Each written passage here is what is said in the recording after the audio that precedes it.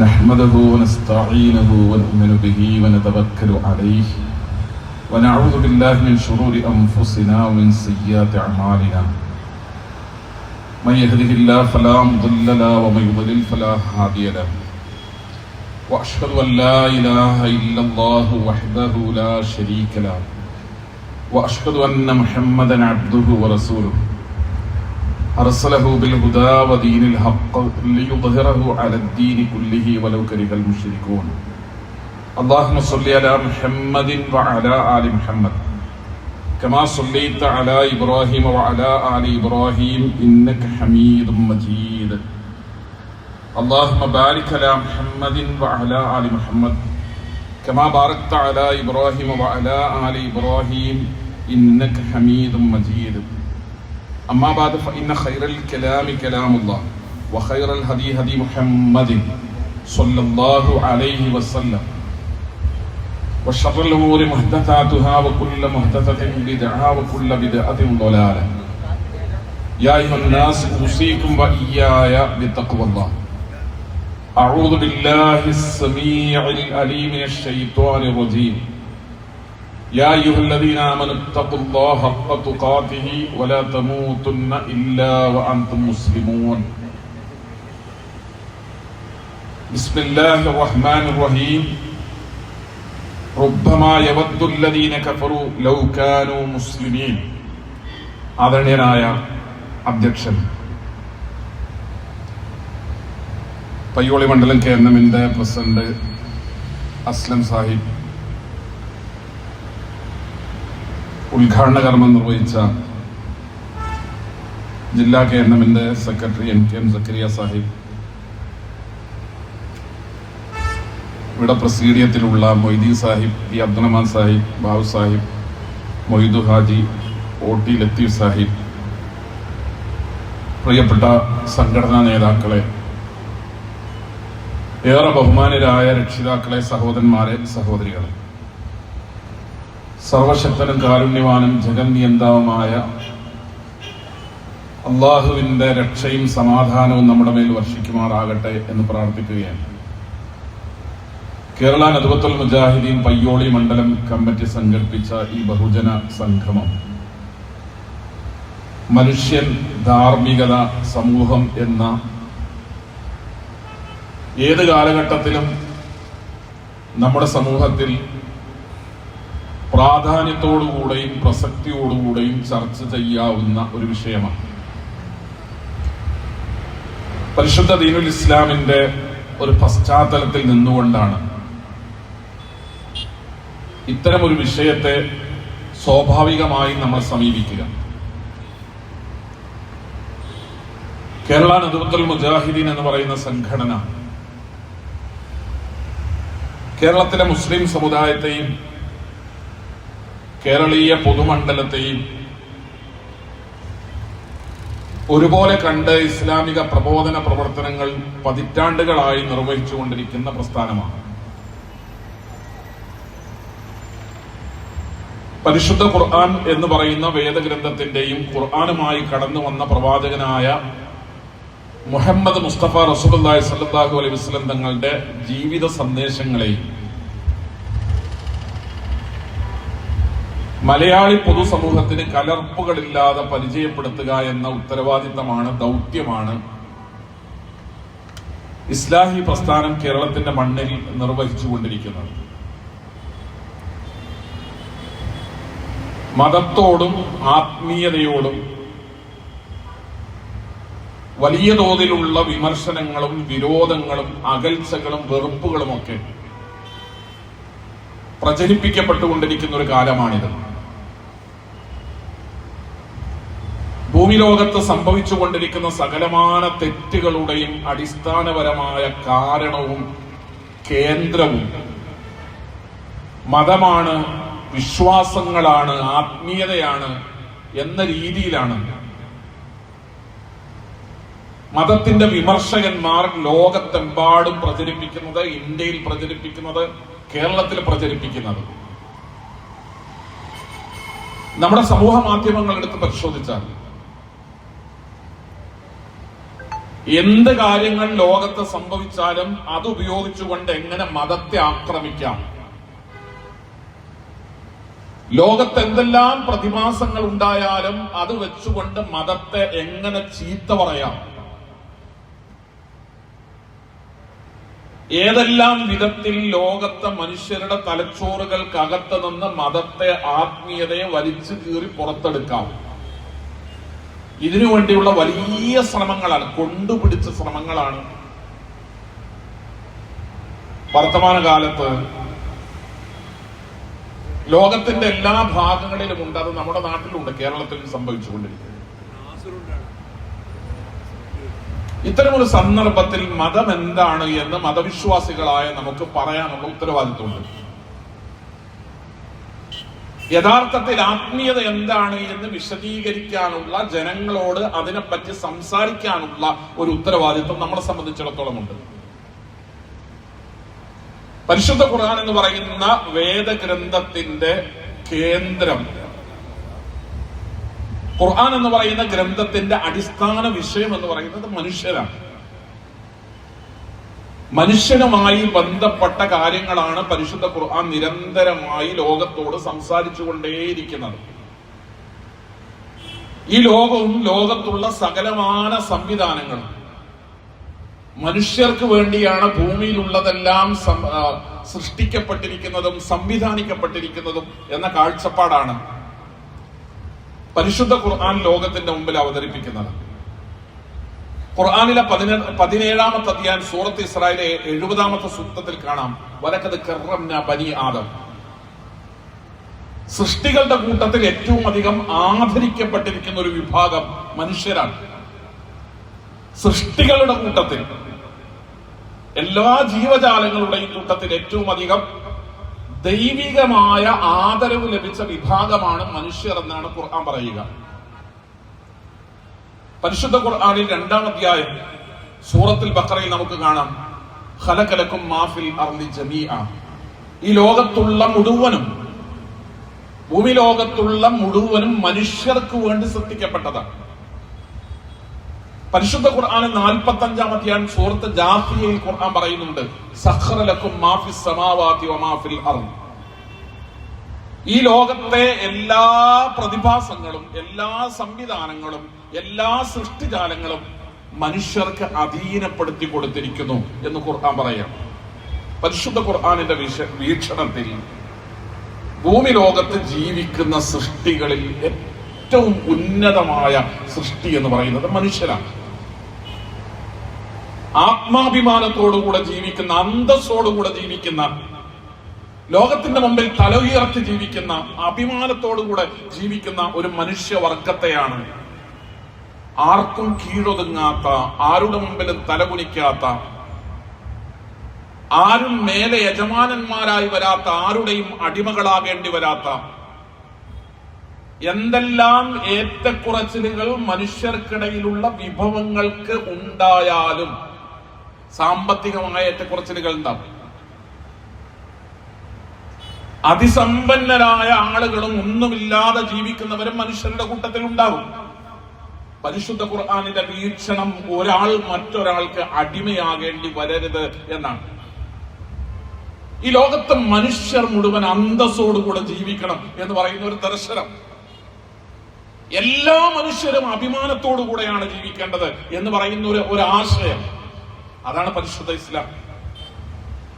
ലോകത്തെ മനുഷ്യന്റെ അഭിമാനത്തിന് ആരും വില കെട്ടരുത്. നമ്മുടെ വീട്ടിൽ തൊഴിലിന് വരുന്ന, ജോലിക്ക് വരുന്ന സാധാരണക്കാരിൽ സാധാരണക്കാരനായ ഒരു കൂലിപ്പണിക്കാരൻ ഒരു മനുഷ്യൻ എന്നുള്ള നിലയ്ക്ക് ആദരിക്കപ്പെടണമെന്നാണ് വലഖദ് കറംനാ ബനി ആദം എന്നതുകൊണ്ട് ഖുർആൻ അർത്ഥമാക്കുന്നത്. നിങ്ങൾ ആരെയും ഭൗതികമായ വിഭവങ്ങൾ വെച്ചുകൊണ്ട് അളന്നു നോക്കരുത്. മനുഷ്യർ എന്ന് പറയുന്നത് എന്തെല്ലാം വ്യത്യാസങ്ങൾ, ഏറ്റക്കുറച്ചിലുകൾ അവർക്കിടയിൽ ഉണ്ടായാലും മനുഷ്യർ എന്നുള്ള നിലയ്ക്ക് അവർ അഭിമാനത്തോടുകൂടെ, അന്തസ്സോടുകൂടെ ഈ ലോകത്ത് ജീവിക്കാൻ അവസരം ലഭിക്കുന്നവരാകണം.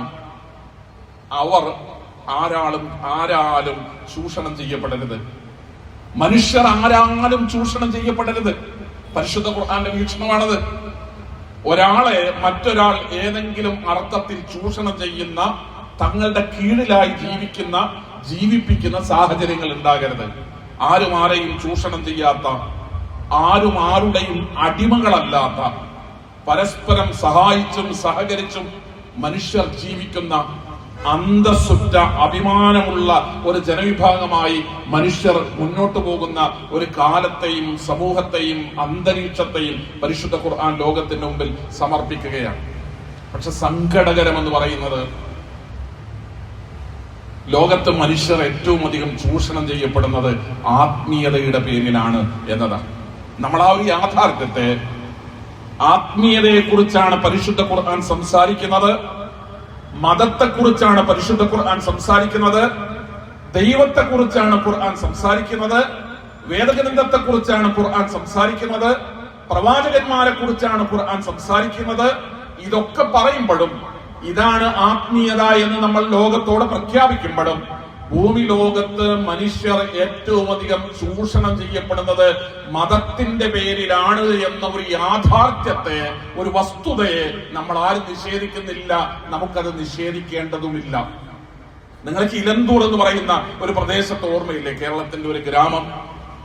2022 ഇലന്തൂർ എന്ന് പറയുന്ന പത്തനംതിട്ടയിലെ ഒരു ഗ്രാമത്തിൽ 2 സ്ത്രീകളെ വളരെ ക്രൂരമായി കൊലപ്പെടുത്തുന്നു. എന്തിനാണ് 2 സ്ത്രീകൾ ഇലന്തൂരിൽ കൊല്ലപ്പെട്ടത്? ഇലന്തൂരിൽ 2 സ്ത്രീകളെ മന്ത്രവാദിയുടെ നിർദ്ദേശപ്രകാരമാണ് ആളുകൾ എറണാകുളത്ത് നിന്ന് പലതും പറഞ്ഞ് പ്രലോഭിപ്പിച്ച് കൊണ്ടുപോയി പത്തനംതിട്ടയിൽ കൊണ്ടുപോയി 2 സ്ത്രീകളെ ആളുകൾ കൊന്നുകളഞ്ഞത് മന്ത്രവാദിയുടെ നിർദ്ദേശപ്രകാരമാണ്. 2 സ്ത്രീകളെ ബലി കൊടുത്താൽ സാമ്പത്തിക അഭിവൃദ്ധി ഉണ്ടാകുമെന്ന മന്ത്രവാദിയുടെ നിർദ്ദേശത്തെ സ്വീകരിച്ചിട്ടാണ് ആളുകൾ 2 സ്ത്രീകളെ കൊന്ന് മന്ത്രവാദി പറഞ്ഞതുപോലെ ബലി നൽകാനുള്ള സന്നദ്ധത കാണിച്ചത്. മതത്തിന്റെ പേരിൽ, വിശ്വാസത്തിന്റെ പേരിലാണെങ്കിൽ ഏത് തരത്തിലുള്ള പ്രവർത്തനങ്ങൾക്കും മനുഷ്യർ സന്നദ്ധരാകും. അങ്ങനെ ആളുകളുടെ മനസ്സിനെ സ്വാധീനിക്കാൻ ലോകത്ത് ഒരു ദർശനത്തിനും കഴിയില്ല. ആത്മീയത മനുഷ്യനെ കീഴടക്കുന്നത് പോലെ, ആത്മീയ വിചാരങ്ങൾ മനുഷ്യരെ വരച്ച വരയിൽ നിർത്തുന്നത് പോലെ, ആത്മീയ ബോധങ്ങൾ മനുഷ്യരെ കൊണ്ട് ചെയ്യിപ്പിക്കുന്നത് പോലെ, ഈ ലോകത്തെ മനുഷ്യനിർമ്മിതമായ ഒരു ദർശനങ്ങൾക്കും മനുഷ്യരെ കീഴടക്കാനോ, മനുഷ്യരെ ചൂഷണം ചെയ്യാനോ, മനുഷ്യരെ കൊണ്ട് തങ്ങൾ ആഗ്രഹിക്കുന്നത് പ്രവർത്തിപ്പിക്കാനോ ലോകത്താർക്കും കഴിയില്ല. ഒരു മനുഷ്യന്റെ മനസ്സിനകത്തേക്ക് മതത്തിന്റെ പേരിലോ ദൈവത്തിന്റെ പേരിലോ ഒരു വിശ്വാസം സന്നിവേശിപ്പിക്കാൻ സാധ്യമായാൽ ആ മനുഷ്യനെ തങ്ങൾ വിചാരിക്കുന്ന ഏത് തലത്തിലേക്കും കൊണ്ടുപോകാൻ കഴിയുമെന്ന് ലോകം പലതവണ അത് തെളിയിച്ചിട്ടുണ്ട്. അതിന്റെ ഭാഗമാണ് ഇലന്തൂരിൽ 1960 ലൂയിസ് അൽവറാഡോ എന്ന് പറയുന്ന ഒരു 5 വയസ്സുള്ള കുട്ടി ചിലിയിൽ ഒരു ഗ്രാമത്തിലെ മുഴുവൻ ജനങ്ങൾ ചേർന്ന് 5 വയസ്സുള്ള ലൂയിസ് അൽവറാഡോ എന്ന് പറയുന്ന ഒരു ചെറിയ കുട്ടിയെ കടലിലേക്ക് എറിഞ്ഞു. അവർ കടലിലേക്ക് എറിഞ്ഞത് നമ്മുടെ നാട്ടിലുണ്ടായ സുനാമിക്ക് സമാനമായ ഒരു കടലിന്റെ വലിയ വേലിയേറ്റവും ഭൂകമ്പവും ഉണ്ടായപ്പോ അവിടുത്തെ ഒരു മന്ത്രവാദി അവരോട് പറഞ്ഞു, കടലമ്മ കോപിച്ചിരിക്കുന്നു. കടൽ ദേവതയെ പ്രീതിപ്പെടുത്തണമെങ്കിൽ ഒരു കുഞ്ഞിന് ഒരാൺകുട്ടിയെ കടലമ്മക്ക് കൊടുക്കണം, ആൺകുട്ടിയെ കടലമ്മക്ക് കൊടുക്കണം എന്ന് പറഞ്ഞപ്പോ ആ ഗ്രാമത്തിലുള്ള ആളുകളൊക്കെ കൂടി ലൂയിസ് അൽവറാഡോ എന്ന് പറയുന്ന 5 വയസ്സുള്ള ഒരു ചെറിയ കുട്ടി എടുത്തിട്ട് ജീവനോടെ കടലിലേക്ക് എറിയുന്നു. ആത്മീയതക്ക്, മനുഷ്യന്റെ വിശ്വാസങ്ങൾക്ക് മനുഷ്യനെ കൊണ്ട് എന്തും ചെയ്യിപ്പിക്കാൻ സാധ്യമാണ് എന്ന് പലതവണ ലോകം നമ്മളോട് വിളിച്ചു പറഞ്ഞിട്ടുണ്ട്. 2022 ഒറീസയിൽ സംസാരി യോധ എന്ന് പറയുന്ന ഒരു മാന്ത്രികൻ, അദ്ദേഹം പറഞ്ഞു, കൊറോണ ഉണ്ടായ സമയത്ത് അത് ദൈവത്തിന്റെ കോപമാണ് എന്ന്. 78 വയസ്സുള്ള ഒരു മാന്ത്രികനാണ്. അദ്ദേഹം പറഞ്ഞു, ഒരു മനുഷ്യനെ ബലി നൽകണം, പ്രകൃതിയുടെ കോപമാണ്. കൊറോണ എന്ന് പറയുന്നത് പ്രകൃതിയുടെ കോപമാണ്. അതിനെ നമുക്ക് അതിജീവിക്കാൻ കഴിയണമെങ്കിൽ നമ്മളൊരു മനുഷ്യനെ ബലി നൽകണം. സരോജ് കുമാർ പ്രധാൻ എന്ന പേരുള്ള 58 വയസ്സുള്ള ഒരാളെ ആളുകൾ കഴുത്തറുത്തു കൊന്നു ഈ മന്ത്രവാദിയുടെ വാക്ക് കേട്ടിട്ട്. പലതവണ ലോകത്ത് മനുഷ്യർ ജീവൻ ബലി കൊടുത്തിട്ട്, അക്ഷരാർത്ഥത്തിൽ ബലി കൊടുക്കുക എന്ന് നമ്മൾ പറയില്ലേ, ആളുകളെ കഴുത്തറുത്ത് കൊന്ന് തങ്ങളുടെ മതത്തെ, തങ്ങളുടെ ആത്മീയതയെ, തങ്ങളുടെ വിശ്വാസത്തെ സാക്ഷാത്കരിക്കുന്നതിന് വേണ്ടിയുള്ള പ്രവർത്തനങ്ങൾ ഉണ്ടായി. മറ്റുള്ളവരെ കൊല്ലുക മാത്രമല്ല, സ്വയം മരിക്കണം എന്ന് പറഞ്ഞാൽ, ആത്മീയതയ്ക്ക് വേണ്ടി ആളുകൾക്കൊരു വിശ്വാസം ഉണ്ടായി കഴിഞ്ഞാൽ ആളുകളുടെ മനസ്സിനകത്ത് മതത്തിന്റെ പേരിലുള്ള, ദൈവത്തിന്റെ പേരിലുള്ള വിശ്വാസം യഥാർത്ഥ രൂപത്തിൽ ഒരാളുടെ മനസ്സിനകത്ത് ആഴത്തിൽ സ്വാധീനിക്കപ്പെട്ടാൽ അയാൾ മരിക്കാൻ തയ്യാറാകും, സ്വയം മരിക്കാൻ തയ്യാറാകും. ജിം ജോൺസൺ എന്ന് പറയുന്ന ഒരു ആൾദൈവം 1978 ഖയാനയിൽ ജിം ജോൺസൺ അദ്ദേഹം കാട്ടിൽ കയറിയിട്ട് അവിടെ പീപ്പിൾസ് ടെമ്പിൾ എന്ന് പറയുന്ന ഒരു ഗ്രാമം ഉണ്ടാക്കി. ആളുകളെയൊക്കെ കൂട്ടി ഒരു വലിയ സംഘം അയാളുടെ കൂടെ കൂടി. ദൈവത്തിന് സമാനമായ രക്ഷകനാണ് ഞാൻ എന്ന് പറഞ്ഞുകൊണ്ടാണ് അദ്ദേഹം ആളുകളെ സംഘടിപ്പിച്ചത്. അവിടുത്തെ ഗവൺമെന്റും പൊതുജനങ്ങളും ഒക്കെ വലിയ തോതിൽ അതിനെതിരെ രംഗത്ത് വന്നപ്പോ ആ പുറത്തു നിന്നുള്ള സമ്മർദ്ദങ്ങളുടെ പശ്ചാത്തലത്തിൽ അദ്ദേഹം അവരോട് വിപ്ലവാത്മകമായ ആത്മഹത്യയിലേക്ക് നമ്മൾ പോവുകയാണ്, റവല്യൂഷണറി സൂയിസൈഡ് എന്നാണ് അദ്ദേഹം പ്രയോഗിച്ചത്. വിപ്ലവാത്മകമായ ആത്മഹത്യയിലേക്ക് നമ്മൾ പോവുകയാണ് എന്ന് പറഞ്ഞ് സയനൈഡ് കലക്കിയ വെള്ളം കുടിച്ചിട്ട് 1978 നവംബർ 18 ജിം ജോൺസണും അദ്ദേഹത്തിന്റെ കൂടെ 300ഓളം കുട്ടികൾ അടങ്ങുന്ന 918 ആളുകൾ സയനൈഡ് കലക്കിയ വെള്ളം കുടിച്ചിട്ട് 918 ആളുകൾ മരണം വരിക്കുകയാണ്. മതത്തിന്റെ പേരിലാണ്, ആത്മീയതയുടെ പേരിലാണ്, വിശ്വാസത്തിന്റെ പേരിലാണ്. ആത്മീയതയുടെ ബലിക്കല്ലിൽ ഇങ്ങനെ ജീവൻ നഷ്ടപ്പെട്ട, അന്ധവിശ്വാസങ്ങളിൽ അകപ്പെട്ടുകൊണ്ട് തകർന്നുപോയ മനുഷ്യരെ, മനുഷ്യ സമൂഹങ്ങളെ, മനുഷ്യരുടെ ജീവിത കാലഘട്ടങ്ങളെ നമ്മളിങ്ങനെ ചരിത്രത്തിൽ ഇങ്ങനെ എണ്ണി നോക്കിയാൽ അനേക സ്ഥലങ്ങളിൽ നമുക്കത് കാണാൻ കഴിയും. കേരളത്തിൽ, നമ്മുടെ നാട്ടിൽ സമാനമായ ഒരുപാട് സംഭവങ്ങളുണ്ട്. അന്ധവിശ്വാസങ്ങളുടെ പേരിൽ ജീവൻ ബലി കൊടുത്ത, ജീവൻ ബലി കൊടുക്കേണ്ടി വന്ന ഒരുപാട് സംഭവങ്ങൾ നമ്മുടെ ഓരോരുത്തരുടെയും ശ്രദ്ധയിലുണ്ട്. സഹോദരങ്ങളെ, ഇതെന്തുകൊണ്ടാണ്? ആത്മീയതയുടെ പേരിലും മതത്തിന്റെ പേരിലും ആളുകൾ ഇങ്ങനെ ചൂഷണം ചെയ്യപ്പെടുന്നത് എന്തുകൊണ്ടാണ്? ആത്മീയത എന്താണ്, മതം എന്താണ് എന്ന് കൃത്യമായി മനുഷ്യർക്ക് ബോധ്യപ്പെടാത്തത് കൊണ്ടാണ്. ആത്മീയതയെ തന്നെ തള്ളിക്കളയുക എന്നൊരു നിലപാടാണ് നമ്മുടെ നാട്ടിൽ ചില ആളുകൾ സ്വീകരിക്കുന്നത്. പുരോഗമനവാദം എന്ന് പറഞ്ഞുകൊണ്ട്, നവോത്ഥാനം എന്ന് പറഞ്ഞുകൊണ്ട്, പരിഷ്കരണം എന്ന് പറഞ്ഞുകൊണ്ട്, സാഹിത്യ പ്രവർത്തനം എന്ന് പറഞ്ഞുകൊണ്ട്, ഇവിടുത്തെ ശാസ്ത്രീയ ചിന്തയുടെ പ്രചാരണം എന്നൊക്കെ പറഞ്ഞുകൊണ്ട് മതത്തെ കൊള്ളെ, മതത്തിന് നേരെ തന്നെ കടന്നു വന്ന് മതം തന്നെയാണ് പ്രശ്നം, ആത്മീയതയുള്ളത് കൊണ്ടാണ്, ആത്മീയതയിൽ നിന്നാണ് മനുഷ്യർക്ക് മോചനം ഉണ്ടാകേണ്ടത് എന്ന രീതിയിൽ സംസാരിക്കുന്നവരുണ്ട്. ലോകത്താര് വിചാരിച്ചാലും ഒരു യാഥാർത്ഥ്യം ലോകം മനസ്സിലാക്കേണ്ടത്, ശാസ്ത്രചിന്തകരും ശാസ്ത്ര പ്രചാരകരും ഇവിടുത്തെ ഭൗതികവാദികളും ഇവിടുത്തെ സ്വതന്ത്ര ചിന്തകരും മതവിരോധികളും മതവിമർശകരും ആത്മീയതക്കെതിരെ പടയൊരുക്കം നടക്കുന്നവരും ആത്മീയതക്കെതിരെ ആയുധമെടുക്കുന്നവരും ആത്മീയതക്കെതിരെ നാഴികക്ക് 40 വട്ടം സോഷ്യൽ മീഡിയയിൽ വന്ന് നിരന്തരമായ പ്രചാരണങ്ങൾ നടത്തുന്നവരുമൊക്കെ അടിസ്ഥാനപരമായി മനസ്സിലാക്കേണ്ടുന്ന ഒരു കാര്യം എന്ന് പറയുന്നത്, നമ്മൾ എത്ര അധ്വാനിച്ചാലും, ലോകത്ത് മനുഷ്യർ എത്ര അധ്വാനിച്ചാലും ആളുകളുടെ മനസ്സുകൾക്കകത്ത് നിന്ന് ആത്മീയ ബോധത്തെ എടുത്തു കളയുക എന്നത് സാധ്യമേ അല്ല. നമുക്ക് അക്ഷരങ്ങളില്ലാത്ത കാലഘട്ടം ഉണ്ടായിട്ടുണ്ട്. അക്ഷരങ്ങളില്ലാത്ത കാലഘട്ടം ഉണ്ടായിട്ടുണ്ട് മനുഷ്യന്റെ ചരിത്രത്തിൽ. അക്ഷരങ്ങൾ, അറിയുന്ന അക്ഷരങ്ങൾ കൂട്ടി വായിക്കാൻ അറിയാത്ത കാലഘട്ടങ്ങൾ ഉണ്ടായിട്ടുണ്ട്. പക്ഷെ മനുഷ്യന്റെ ചരിത്രത്തിൽ എവിടെയും ദൈവവിശ്വാസവും ആത്മീയ ബോധവും ഇല്ലാത്തൊരു കാലഘട്ടം മനുഷ്യ ചരിത്രത്തിൽ എവിടെയും ഉണ്ടായിട്ടേയില്ല.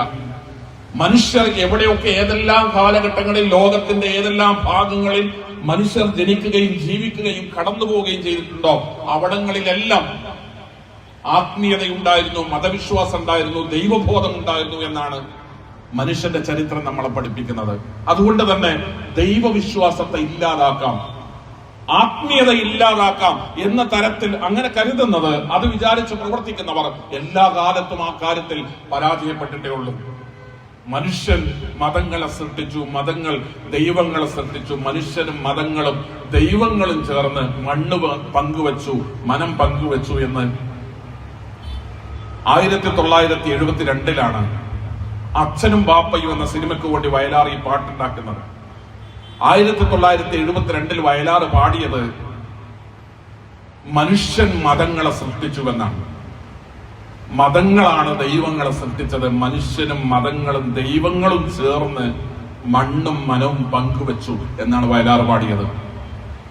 ലോകത്തെ മഹാഭൂരിപക്ഷം ആളുകൾ കരുതുന്നത് മനുഷ്യനാണ് മതങ്ങളെ ഉണ്ടാക്കിയത് എന്നാണ്. മതങ്ങൾ ഉണ്ടായപ്പോഴാണ് മതങ്ങളിൽ നിന്ന് ദൈവങ്ങൾ ഉണ്ടായത് എന്നാണ് ഇവിടുത്തെ പരിഷ്കരണവാദികളും പൊതു ചിന്തകരും വലിയ ബുദ്ധിജീവികളും എഴുത്തുകാരും ഒക്കെ കരുതുന്നത്. വയലാർ എന്ന് പറയുന്നത് കേരളത്തിലെ ഒരു വലിയ ബുദ്ധിജീവി. വയലാർ അവാർഡ് നമ്മൾക്കറിയാം. 1957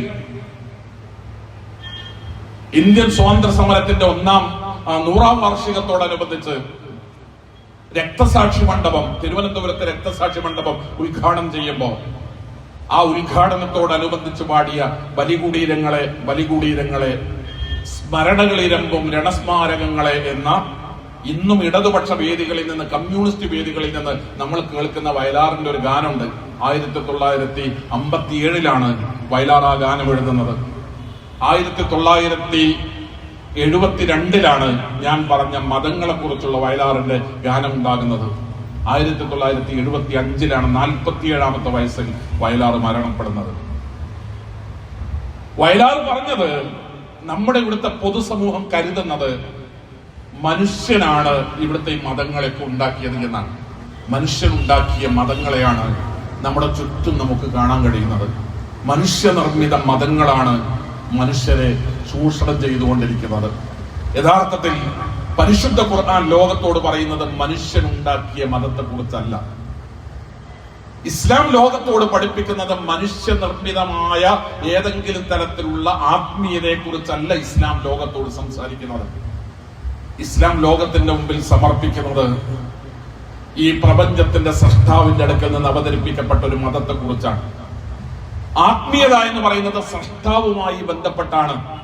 ഒരു സൃഷ്ടിയിലും, ലോകത്തെ ഒരു സൃഷ്ടിയിലും ആത്മീയമായ ദൈവികമായ ഒരു കഴിവുകളുമില്ല എന്നതാണ് പരിശുദ്ധ ദീനുൽ ഇസ്ലാമിന്റെ ഏറ്റവും അടിസ്ഥാനപരമായ പാഠം പറയുന്നത്.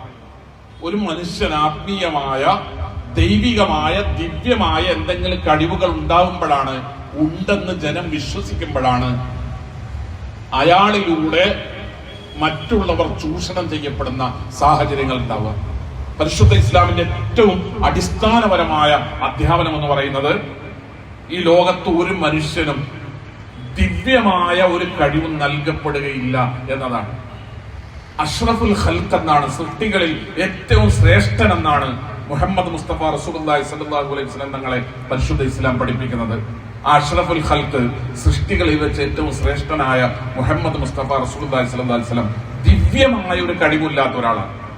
ദൈവികമായ ഒരു കഴിവില്ലാത്ത ഒരാളാണ് മുഹമ്മദ് മുസ്തഫ റസൂലുള്ളാഹി സ്വല്ലല്ലാഹു അലൈഹി വസല്ലം. അള്ളാഹുവിന്റെ പ്രവാചകന്റെ ജീവിതത്തിലേക്ക് ദിവ്യമായ കഴിവുകളാണെന്ന് സംശയിക്കാവുന്ന എന്തെങ്കിലും കാര്യങ്ങൾ ചേർക്കപ്പെടുമ്പോഴേക്ക് പ്രവാചക തിരുമേനി സല്ലല്ലാഹു അലൈഹി വസല്ലം തങ്ങൾ അദ്ദേഹത്തിന്റെ ജീവിതകാലത്ത് അതിനെതിരെ ജാഗ്രതയോടുകൂടെ പ്രതികരിച്ചത് നമുക്ക് പലതവണ കാണാൻ കഴിയും. നബി സല്ലല്ലാഹു അലൈഹി വസല്ലം തങ്ങൾ മദീനയിൽ ചെന്നപ്പോ പെൺകുട്ടികൾ പാട്ടുപാടിയ സംഭവം. എന്തേ പെൺകുട്ടികൾ പാടിയത്? വഫീനാ നബിയ്യുൻ യഅലമു മാ ഫീ ഗദി. ഞങ്ങൾക്കിതാ ഒരു പ്രവാചകൻ വന്നിരിക്കുന്നു, ഞങ്ങൾ വലിയ പെരുന്നാളിലാണ്, ഞങ്ങൾക്ക് വലിയ ആഘോഷമാണിന്ന്, ഞങ്ങൾ വലിയ സന്തോഷത്തിലാണ്.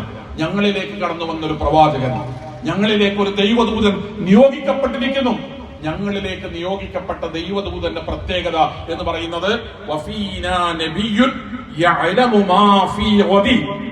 നാളെയെ കുറിച്ച് അറിയുന്ന, ഭാവിയെ പറ്റി അറിയുന്ന, വരാനിരിക്കുന്ന കാര്യങ്ങൾ മനസ്സിലാക്കാൻ കഴിയുന്ന ഒരു പ്രവാചകൻ ഞങ്ങളിലേക്ക് നിയോഗിക്കപ്പെട്ടിരിക്കുന്നു എന്ന് പെൺകുട്ടികൾ പാട്ടുപാടിയപ്പോ മുഹമ്മദ് മുസ്തഫ റസൂലുള്ളാഹി സ്വല്ലല്ലാഹു അലൈഹി വസല്ലം അതിനെ ശരിവെക്കുകയല്ല ചെയ്തത് എന്ന് നമുക്ക് കാണാം. അള്ളാഹുവിന്റെ പ്രവാചകൻ ആ പെൺകുട്ടികളെ വിളിച്ച് അവർക്ക് തിരുത്തി കൊടുക്കുകയാണ്. നിങ്ങൾ എന്നെ കുറിച്ച് അങ്ങനെ പറയരുത്, നാളത്തെ കാര്യങ്ങൾ അറിയാമെന്ന്, ഭാവിയെ പറ്റി അറിയാമെന്ന്, വരാനിരിക്കുന്ന കാര്യങ്ങൾ അറിയാമെന്ന്, ഇനി സംഭവിക്കാനുള്ള കാര്യങ്ങൾ പ്രവചിക്കാൻ കഴിയുമെന്ന് നിങ്ങൾ എന്നെ പറ്റി പറയരുത്. എനിക്ക് അദൃശ്യ കാര്യങ്ങൾ അറിയില്ല, വരാനിരിക്കുന്ന കാര്യങ്ങൾ അറിയില്ല. ഗൈബ് അറിയുന്നവൻ, അദൃശ്യമറിയുന്നവൻ ഈ പ്രപഞ്ചത്തിന്റെ സത്താവ് മാത്രമാണ്, അള്ളാഹു മാത്രമാണ് എന്ന് പറഞ്ഞ് ദിവ്യത്വം തന്റെ മേൽ ചാർത്തിയേക്കാവുന്ന, പിൽക്കാലഘട്ടത്തിൽ ആരെങ്കിലും അങ്ങനെ തെറ്റിദ്ധരിച്ചേക്കാവുന്ന ഒരു ചെറിയ പെൺകുട്ടികളുടെ പാട്ടിന്റെ ഒരു ചെറിയ വരിയിലെ അക്ഷരങ്ങളെ, പദങ്ങളെ തിരുത്തിക്കൊണ്ടാണ് മുഹമ്മദ് മുസ്തഫ റസൂലുള്ളാഹി സ്വല്ലല്ലാഹു അലൈഹി വസല്ലം തങ്ങൾ മുന്നോട്ട് പോയത്. എനിക്കറിയില്ല, നാളെയെ കുറിച്ച് എനിക്കറിയില്ല. നാളത്തെ കാര്യം എന്തൊക്കെ സംഭവിക്കുമെന്ന് നിങ്ങളിൽ ഞാനല്ലാത്ത ഇവിടെ മറ്റാരൊക്കെയുണ്ടോ, എന്തൊക്കെ അവ്യക്തതകൾ നിങ്ങൾക്കുണ്ടോ, അതേ രൂപത്തിലാണ് മുഹമ്മദും ഉള്ളത്. എനിക്കറിയില്ല നാളെ എന്താണ് സംഭവിക്കുക എന്ന്. അള്ളാഹു എന്നോട് പറഞ്ഞതല്ലാതെ, വഹി വന്നാലല്ലാതെ, അള്ളാഹുവിന്റെ അടുക്കൽ നിന്ന് അറിയിക്കപ്പെട്ടാലല്ലാതെ എന്നെ കൊണ്ട് ഭാവിയിൽ എന്ത് സംഭവിക്കുമെന്ന് അറിയാൻ കഴിയില്ല. പ്രവാചക തിരുമേനി സല്ലല്ലാഹു അലൈഹി വസല്ലം തന്നിലേക്ക് ദിവ്യത്വം ചേർത്തിയേക്കാവുന്ന ഒരു സാഹചര്യത്തെ വളരെ ജാഗ്രതയോടുകൂടെ അള്ളാഹുവിന്റെ റസൂൽ തിരുത്തി കൊടുക്കുകയാണ്. മുഹമ്മദ് മുസ്തഫ റസൂലുള്ളാഹി സ്വല്ലല്ലാഹു അലൈഹി വസല്ലം തങ്ങളുടെ മകൻ ഇബ്രാഹിം മരണപ്പെട്ടു. ചെറിയ കുട്ടിയായിരിക്കുമ്പോ ഇബ്രാഹിം മരണപ്പെട്ട ദിവസം സൂര്യഗ്രഹണം ഉണ്ടായി. ആളുകൾ പറഞ്ഞു, ആരാണ് മരണപ്പെട്ടത്? അന്ത്യപ്രവാചകന്റെ മകനാണ് മരിച്ചത്, അള്ളാന്റെ റസൂലിന്റെ പുത്രനാണ് മരണപ്പെട്ടിരിക്കുന്നത്. ഈ പ്രകൃതി പോലും സങ്കടപ്പെടുകയാണ്. സൂര്യഗ്രഹണം, അള്ളാഹുവിന്റെ പ്രവാചകന്റെ മകൻ മരണപ്പെട്ടതിൽ ഈ പ്രകൃതിയുടെ ഖേദപ്രകടനമാണ് എന്ന് മദീനയുടെ തെരുവുകളിൽ ആളുകൾ വർത്തമാനം പറഞ്ഞു. അള്ളാന്റെ റസൂൽ മിമ്പറിൽ കയറി, റസൂലുള്ളാഹി സ്വല്ലല്ലാഹു അലൈഹി വസല്ലം തങ്ങൾ മിമ്പറിൽ കയറി നിന്നുകൊണ്ട് തന്റെ അനുയായികളോട് പറഞ്ഞു, സൂര്യനും ചന്ദ്രനും നക്ഷത്രങ്ങളും ഒക്കെ അള്ളാഹുവിന്റെ ദൃഷ്ടാന്തങ്ങളിൽ പെട്ടതാണ്. ആരുടെയും ജനനത്തിന്റെ പേരിലോ ആരുടെയെങ്കിലും മരണത്തിന്റെ പേരിലോ സൂര്യചന്ദ്രന്മാർക്ക് ഗ്രഹണം ഉണ്ടാവുകയില്ല. അത് അള്ളാഹുവിന്റെ തീരുമാനപ്രകാരം സംഭവിക്കുന്ന പ്രതിഭാസങ്ങളാണ്. ദുനിയാവിൽ നടക്കുന്ന, നമുക്കിടയിൽ നടക്കുന്ന ആരുടെയെങ്കിലും മരണത്തോട് സൂര്യചന്ദ്രന്മാരുടെ ഗ്രഹണങ്ങളെ നിങ്ങൾ ചേർത്തു പറയരുത് എന്ന് പറഞ്ഞ് പ്രവാചക തിരുമേനി സല്ലല്ലാഹു അലൈഹി വസല്ലം തങ്ങൾ ആളുകൾക്ക് അത് തിരുത്തി കൊടുത്തു. തന്റെ പേരിൽ, തന്റെ കുടുംബത്തിന്റെ പേരിൽ, തന്റെ മക്കളുടെ പേരിൽ, പ്രവാചകനാണ് എന്ന പേരിൽ അത്ഭുതങ്ങൾ സംഭവിക്കുമെന്ന ആളുകൾ തെറ്റിദ്ധരിച്ചേക്കാവുന്ന ഒരു സാഹചര്യത്തെ മുഹമ്മദ് മുസ്തഫ റസൂലുള്ളാഹി സ്വല്ലല്ലാഹു അലൈഹി വസല്ലം ആ സന്ദർഭത്തിൽ തന്നെ ഇടപെട്ട് വളരെ ഗൗരവത്തോടുകൂടെ അത് തിരുത്തി കൊടുക്കുന്ന സാഹചര്യമാണ് നമുക്ക് കാണാൻ കഴിയുന്നത്. അള്ളാഹുവിന്റെ പ്രവാചകൻ അവരോട് പറഞ്ഞു,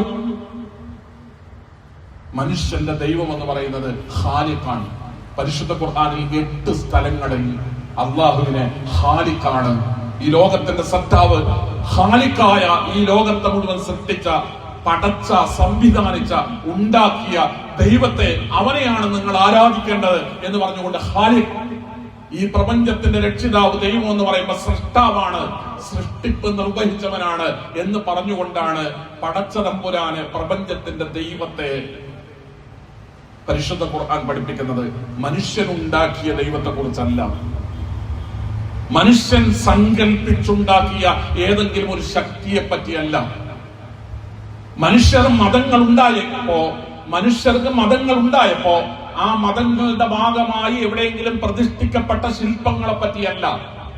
മനുഷ്യർക്ക് ആത്മീയ ബോധം ഉണ്ടായപ്പോ ആത്മീയ ബോധത്തിന്റെ ഭാഗമായി ആളുകൾ സംഘടിച്ചപ്പോൾ അതിൽ അവർ കണ്ടെത്തിയ ഏതെങ്കിലും ശക്തിയെ പറ്റിയല്ല. പരിശുദ്ധ ഖുർആൻ ദൈവം എന്ന് പറയുന്നത് ഹാദാ ഖൽഖുല്ലാഹ് ഫഅറൂനി മാദാ ഖലഖല്ലദീന മിൻ ദൂനി. നിങ്ങൾ ഈ പ്രപഞ്ചത്തിലേക്ക് നോക്കണം, നിങ്ങൾ കാണുന്നതൊക്കെ ദൈവത്തിന്റെ സൃഷ്ടികളാണ്.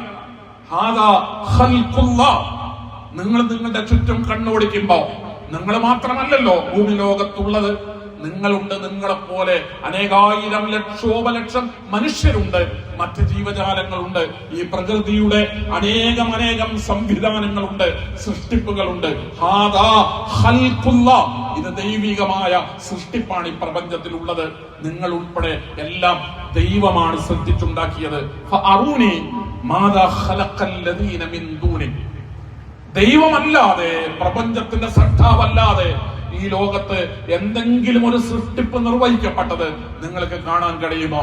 സൃഷ്ടിപ്പിനെ പറ്റി പറഞ്ഞിട്ടാണ്, സൃഷ്ടിപ്പിനെ കുറിച്ച് ചൂണ്ടിക്കാണിച്ചിട്ടാണ് ദൈവമുണ്ടെന്ന് വളരെ കൃത്യമായി ലോകത്തോട് ഖുർആൻ സംസാരിക്കുന്നത്. പരിശുദ്ധ ഖുർആൻ ലോകത്തോട് ദൈവമുണ്ടെന്ന് പറയുക സൃഷ്ടിപ്പിനെ ചൂണ്ടിക്കാണിച്ചിട്ടാണ്. നിങ്ങൾ ഈ ലോകത്ത് മനുഷ്യർ, ഇന്ന് ജനിച്ച് ജീവിക്കുന്ന മനുഷ്യർ, നമ്മൾ ഈ ജീവിക്കുന്ന ലോകത്ത് ഓരോ സെക്കൻഡിലും ഒരു 5 കുട്ടികളെങ്കിലും ജനിക്കുന്നു എന്നാണ്. 3:2 എന്ന അനുപാതത്തിൽ, അതല്ലെങ്കിൽ 4:1 എന്ന അനുപാതത്തിൽ ലോകത്ത് ഓരോ സെക്കൻഡിലും 5 കുട്ടികൾ ജനിക്കുന്നു. 3 പെൺകുട്ടികളും 2 ആൺകുട്ടികളും, അല്ലെങ്കിൽ 4 പെൺകുട്ടികളും 1 ആൺകുട്ടിയും എന്ന തോതിൽ ലോകത്ത് ഓരോ സെക്കൻഡിലും 5 കുട്ടികൾ ജനിക്കുന്നു. കുട്ടികൾ ജനിക്കുന്നത് ഒരമ്മയുടെ ഗർഭാശയത്തിനകത്ത് വെച്ചാണ്. മതം സൃഷ്ടിപ്പിനെ പറ്റി പറഞ്ഞിട്ട് മതം ലോകത്തോട് പറയുക, ഒരു കുഞ്ഞിന് ജനിക്കാൻ ആവശ്യമായ ഒരു ഗർഭാശയത്തെ, നിങ്ങൾ യുദ്ധം ചെയ്യുന്ന കോടാനുകോടി പണമില്ലേ, മിസൈലിനും ബോംബുകൾക്കും മനുഷ്യരെ ക്രൂരമായി ലക്ഷോപലക്ഷം ആളുകളെ കൊന്നു കുടിച്ചു മൂടാനും നിങ്ങൾ ഉപയോഗിക്കുന്ന കോടാനുകോടി സമ്പത്തില്ലേ, ആ കോടാനുകോടി സമ്പത്ത് ഉപയോഗിച്ചുകൊണ്ട്, നിങ്ങളുടെ ശാസ്ത്ര സാങ്കേതിക വിദ്യകളൊക്കെ ഉപയോഗിച്ചുകൊണ്ട്, അത്യാധുനികമായ മനുഷ്യരുടെ എല്ലാ തരത്തിലുള്ള ബുദ്ധിയും വിവേകവും ചിന്തയും ഉപയോഗിച്ചുകൊണ്ട്, ലോകത്തെ മുഴുവൻ മുൻനിര രാജ്യങ്ങളുടെ എല്ലാ തരത്തിലുള്ള വിഭവങ്ങൾ ഉപയോഗിച്ചുകൊണ്ട് ലോകത്ത് മനുഷ്യ സമൂഹമേ ഒരു ഗർഭപാത്രത്തെ സൃഷ്ടിക്കുവാൻ നിങ്ങൾക്ക് സാധ്യമാണോ? ഒരു മനുഷ്യ കുഞ്ഞിന് ജനിക്കാൻ ആവശ്യമായ ഒരു ആട്ടിൻകുട്ടിക്ക് ജനിക്കാൻ ആവശ്യമായ ഒരു ഗർഭപാത്രത്തെ സൃഷ്ടിക്കുവാൻ, ഉണ്ടാക്കുവാൻ ലോകമേ, ശാസ്ത്രമേ, മനുഷ്യരെ നിങ്ങൾക്ക് സാധ്യമാണോ എന്ന ചോദ്യമാണ് ലോകത്തിന്റെ മുമ്പിൽ പരിശുദ്ധ ഖുർആൻ അവതരിപ്പിക്കുക. നമ്മുടെ വീട്ടിൽ ഒരു പെൺകുട്ടി ജനിക്കുമ്പോ ആ പെൺകുട്ടിയുടെ അടിവയറ്റിന്റെ ഭാഗത്ത് ആന്തരിക അവയവങ്ങളുടെ കൂട്ടത്തിൽ ഒരു ചെറിയ മുന്തിരിയുടെ വലിപ്പത്തിലുള്ള ഒരവയവമുണ്ട്. താൻ സൃഷ്ടിച്ച മനുഷ്യർക്ക് എങ്ങനെ ജീവിക്കണം എന്ന് വേദഗ്രന്ഥങ്ങളിലൂടെ, പ്രവാചകന്മാരിലൂടെ പഠിപ്പിച്ചു കൊടുത്തത്. നമ്മൾ അതിനെയാണ് മതമെന്നോ ധാർമ്മികത എന്നൊക്കെ പറയുന്നത്. ഈ ലോകത്ത് സൃഷ്ടിക്കപ്പെട്ട മനുഷ്യർ, അവർ മാത്രമാണ് പ്രത്യേകമായി സൃഷ്ടിക്കപ്പെട്ടത്. മനുഷ്യർ മാത്രമാണ് പ്രത്യേകം ആദരിക്കപ്പെട്ടത്. മനുഷ്യർക്ക് മാത്രമാണ് പ്രത്യേകം പദവി നൽകപ്പെട്ടത്. മനുഷ്യർക്ക് മാത്രമാണ് ഇത്രത്തോളം ബുദ്ധിയും വിവരവും വിവേകമൊക്കെ നൽകപ്പെട്ടത്. ആ മനുഷ്യർക്കാണ് അള്ളാഹു ദൈവം തമ്പുരാൻ, പ്രപഞ്ചത്തിലെ രക്ഷിതാവ്, വേദഗ്രന്ഥങ്ങൾ അവതരിപ്പിച്ചത്. അവരോടാണ് ദൈവം തമ്പുരാൻ ശരികളെ കുറിച്ച് പറഞ്ഞത്. മനുഷ്യരോടാണ് പ്രപഞ്ചത്തിന്റെ രക്ഷിതാവ് ദൈവം തമ്പുരാൻ തെറ്റുകളെ കുറിച്ച് പറഞ്ഞത്. നന്മകൾ ഇന്നതാണെന്നും തിന്മകൾ ഇന്നതാണെന്നും പഠിപ്പിക്കപ്പെട്ടത് മനുഷ്യലോകമാണ്. ധാർമ്മികതയെക്കുറിച്ചും അധാർമികതയെക്കുറിച്ചുമുള്ള ബോധവും ചിന്തയും വിവരവും മനുഷ്യർക്ക് മാത്രമാണ് പ്രപഞ്ചത്തിന്റെ രക്ഷിതാവായ ദൈവം തമ്പുരാൻ നൽകിയിട്ടുള്ളത്. നമ്മുടെ ഈ ലോകത്ത് ജീവിക്കുന്ന മുഴുവൻ മനുഷ്യരും, സഹോദരങ്ങളെ, ആത്മീയത എന്ന, ധാർമ്മികത എന്ന ഒരാശയത്തെ എല്ലാ മനുഷ്യരും ആത്യന്തികമായി ആഗ്രഹിക്കുന്നവരാണ്. അശോക ചക്രവർത്തിയെ കുറിച്ച് നമുക്കറിയാം. അദ്ദേഹത്തിന് സമ്പത്തുണ്ട്, ഒരു വലിയ സാമ്രാജ്യമുണ്ട്, അദ്ദേഹത്തിന്റെ രാജ്യമുണ്ട്, അദ്ദേഹത്തിന്റെ കൊട്ടാരമുണ്ട്, പട്ടാളമുണ്ട്, സൗകര്യങ്ങളുണ്ട്, സമ്പത്തുണ്ട്, എല്ലാ സംവിധാനങ്ങളുമുണ്ട്. കലിംഗ യുദ്ധം കഴിഞ്ഞിട്ട് ലക്ഷക്കണക്കിന് ആളുകൾ മരണപ്പെട്ട് കിടക്കുമ്പോൾ അദ്ദേഹത്തിന്റെ മനസ്സിനകത്ത് ഒരു വേദനയുണ്ടായി, ഒരു സങ്കടമുണ്ടായി. അദ്ദേഹത്തിന് ബുദ്ധമതം എന്ന് പറയുന്ന ഒരു ആശയത്തിലേക്ക്, ഒരു മതത്തിലേക്ക്, ഒരാത്മീയതയിലേക്ക് പോകേണ്ടി വന്നു എന്നാണ് അശോക ചക്രവർത്തിയുടെ ചരിത്രം നമ്മളെ പഠിപ്പിക്കുന്നത്. ദ ഗ്രേറ്റ് അശോകൻ അശോക മഹാചക്രവർത്തിയായി മാറുന്നത് അദ്ദേഹത്തിന്റെ ജീവിതത്തിൽ ഈ മാറ്റം വന്നത് മുതലാണ്. അദ്ദേഹം യുദ്ധം അവസാനിപ്പിച്ചത് മുതലാണ്. ആളുകൾ മരിച്ചു പോകുന്നത് കാണുമ്പോൾ അദ്ദേഹത്തിനുണ്ടായ സങ്കടത്തിൽ നിന്നാണ്, അദ്ദേഹത്തിനുണ്ടായ വേദനയിൽ നിന്നാണ് രാജ്യത്തെയും അധികാരത്തെയും കിരീടത്തെയും സിംഹാസനത്തെയും ഒക്കെ വിട്ടുകൊണ്ട് ബുദ്ധമതം എന്ന് പറയുന്ന ഒരു ആത്മീയതയിലേക്ക് അദ്ദേഹം പോയതായി ചരിത്രത്തിൽ നമുക്ക് കാണാൻ കഴിയുക. ലോകത്തെല്ലായിടത്തും അങ്ങനെയാണ്. ഒരു ആത്മീയത, ഒരാശയം മനുഷ്യരുടെ മനസ്സുകൾ അതെപ്പോഴും ആഗ്രഹിക്കുന്നുണ്ട്. പരിശുദ്ധ ഖുർആൻ പറഞ്ഞു, നിങ്ങൾ നിങ്ങളുടെ ശരീരത്തിന് ഭക്ഷണം കൊടുക്കുന്നത് പോലെ, നിങ്ങൾ ദാഹിക്കുമ്പോൾ വെള്ളം കുടിക്കുന്നത് പോലെ, നിങ്ങൾക്കെല്ലാം ഉണ്ടായാലും അതിനപ്പുറമുള്ള ഒരു അർത്ഥം തേടുന്നവരാണ്, അതിനപ്പുറമുള്ള ഒരു യാഥാർത്ഥ്യത്തെ, വസ്തുതയെ തേടുന്നവരാണ് മനുഷ്യർ. 1905 ജനിച്ച വിക്ടർ ഫ്രാങ്ക്ലിൻ എന്ന് പറയുന്ന ഒരു മനുഷ്യനുണ്ട്. അദ്ദേഹം ജൂത കുടുംബത്തിലാണ് ജനിച്ചത്. സ്വാഭാവികമായും ജൂതന്മാർ പീഡിപ്പിക്കപ്പെട്ടപ്പോ ആ കോൺസെൻട്രേഷൻ ക്യാമ്പുകളിൽ ഈ മനുഷ്യനും വിക്ടർ ഫ്രാങ്ക്ലിൻ എന്ന് പറയുന്ന ആ കുട്ടി അവൻ വളർന്നു വലുതായപ്പോ ഒരു വലിയ മനഃശാസ്ത്രജ്ഞനായി മാറി. സിഗ്മണ്ട് ഫ്രോയിഡിനോട് കത്തെഴുത്തിലൂടെ ബന്ധമുണ്ടായിരുന്ന വിക്ടർ ഫ്രാങ്ക്ലിൻ അവൻ വളർന്നു വലുതായപ്പോ ഒരു വലിയ മനഃശാസ്ത്രജ്ഞനായി മാറി.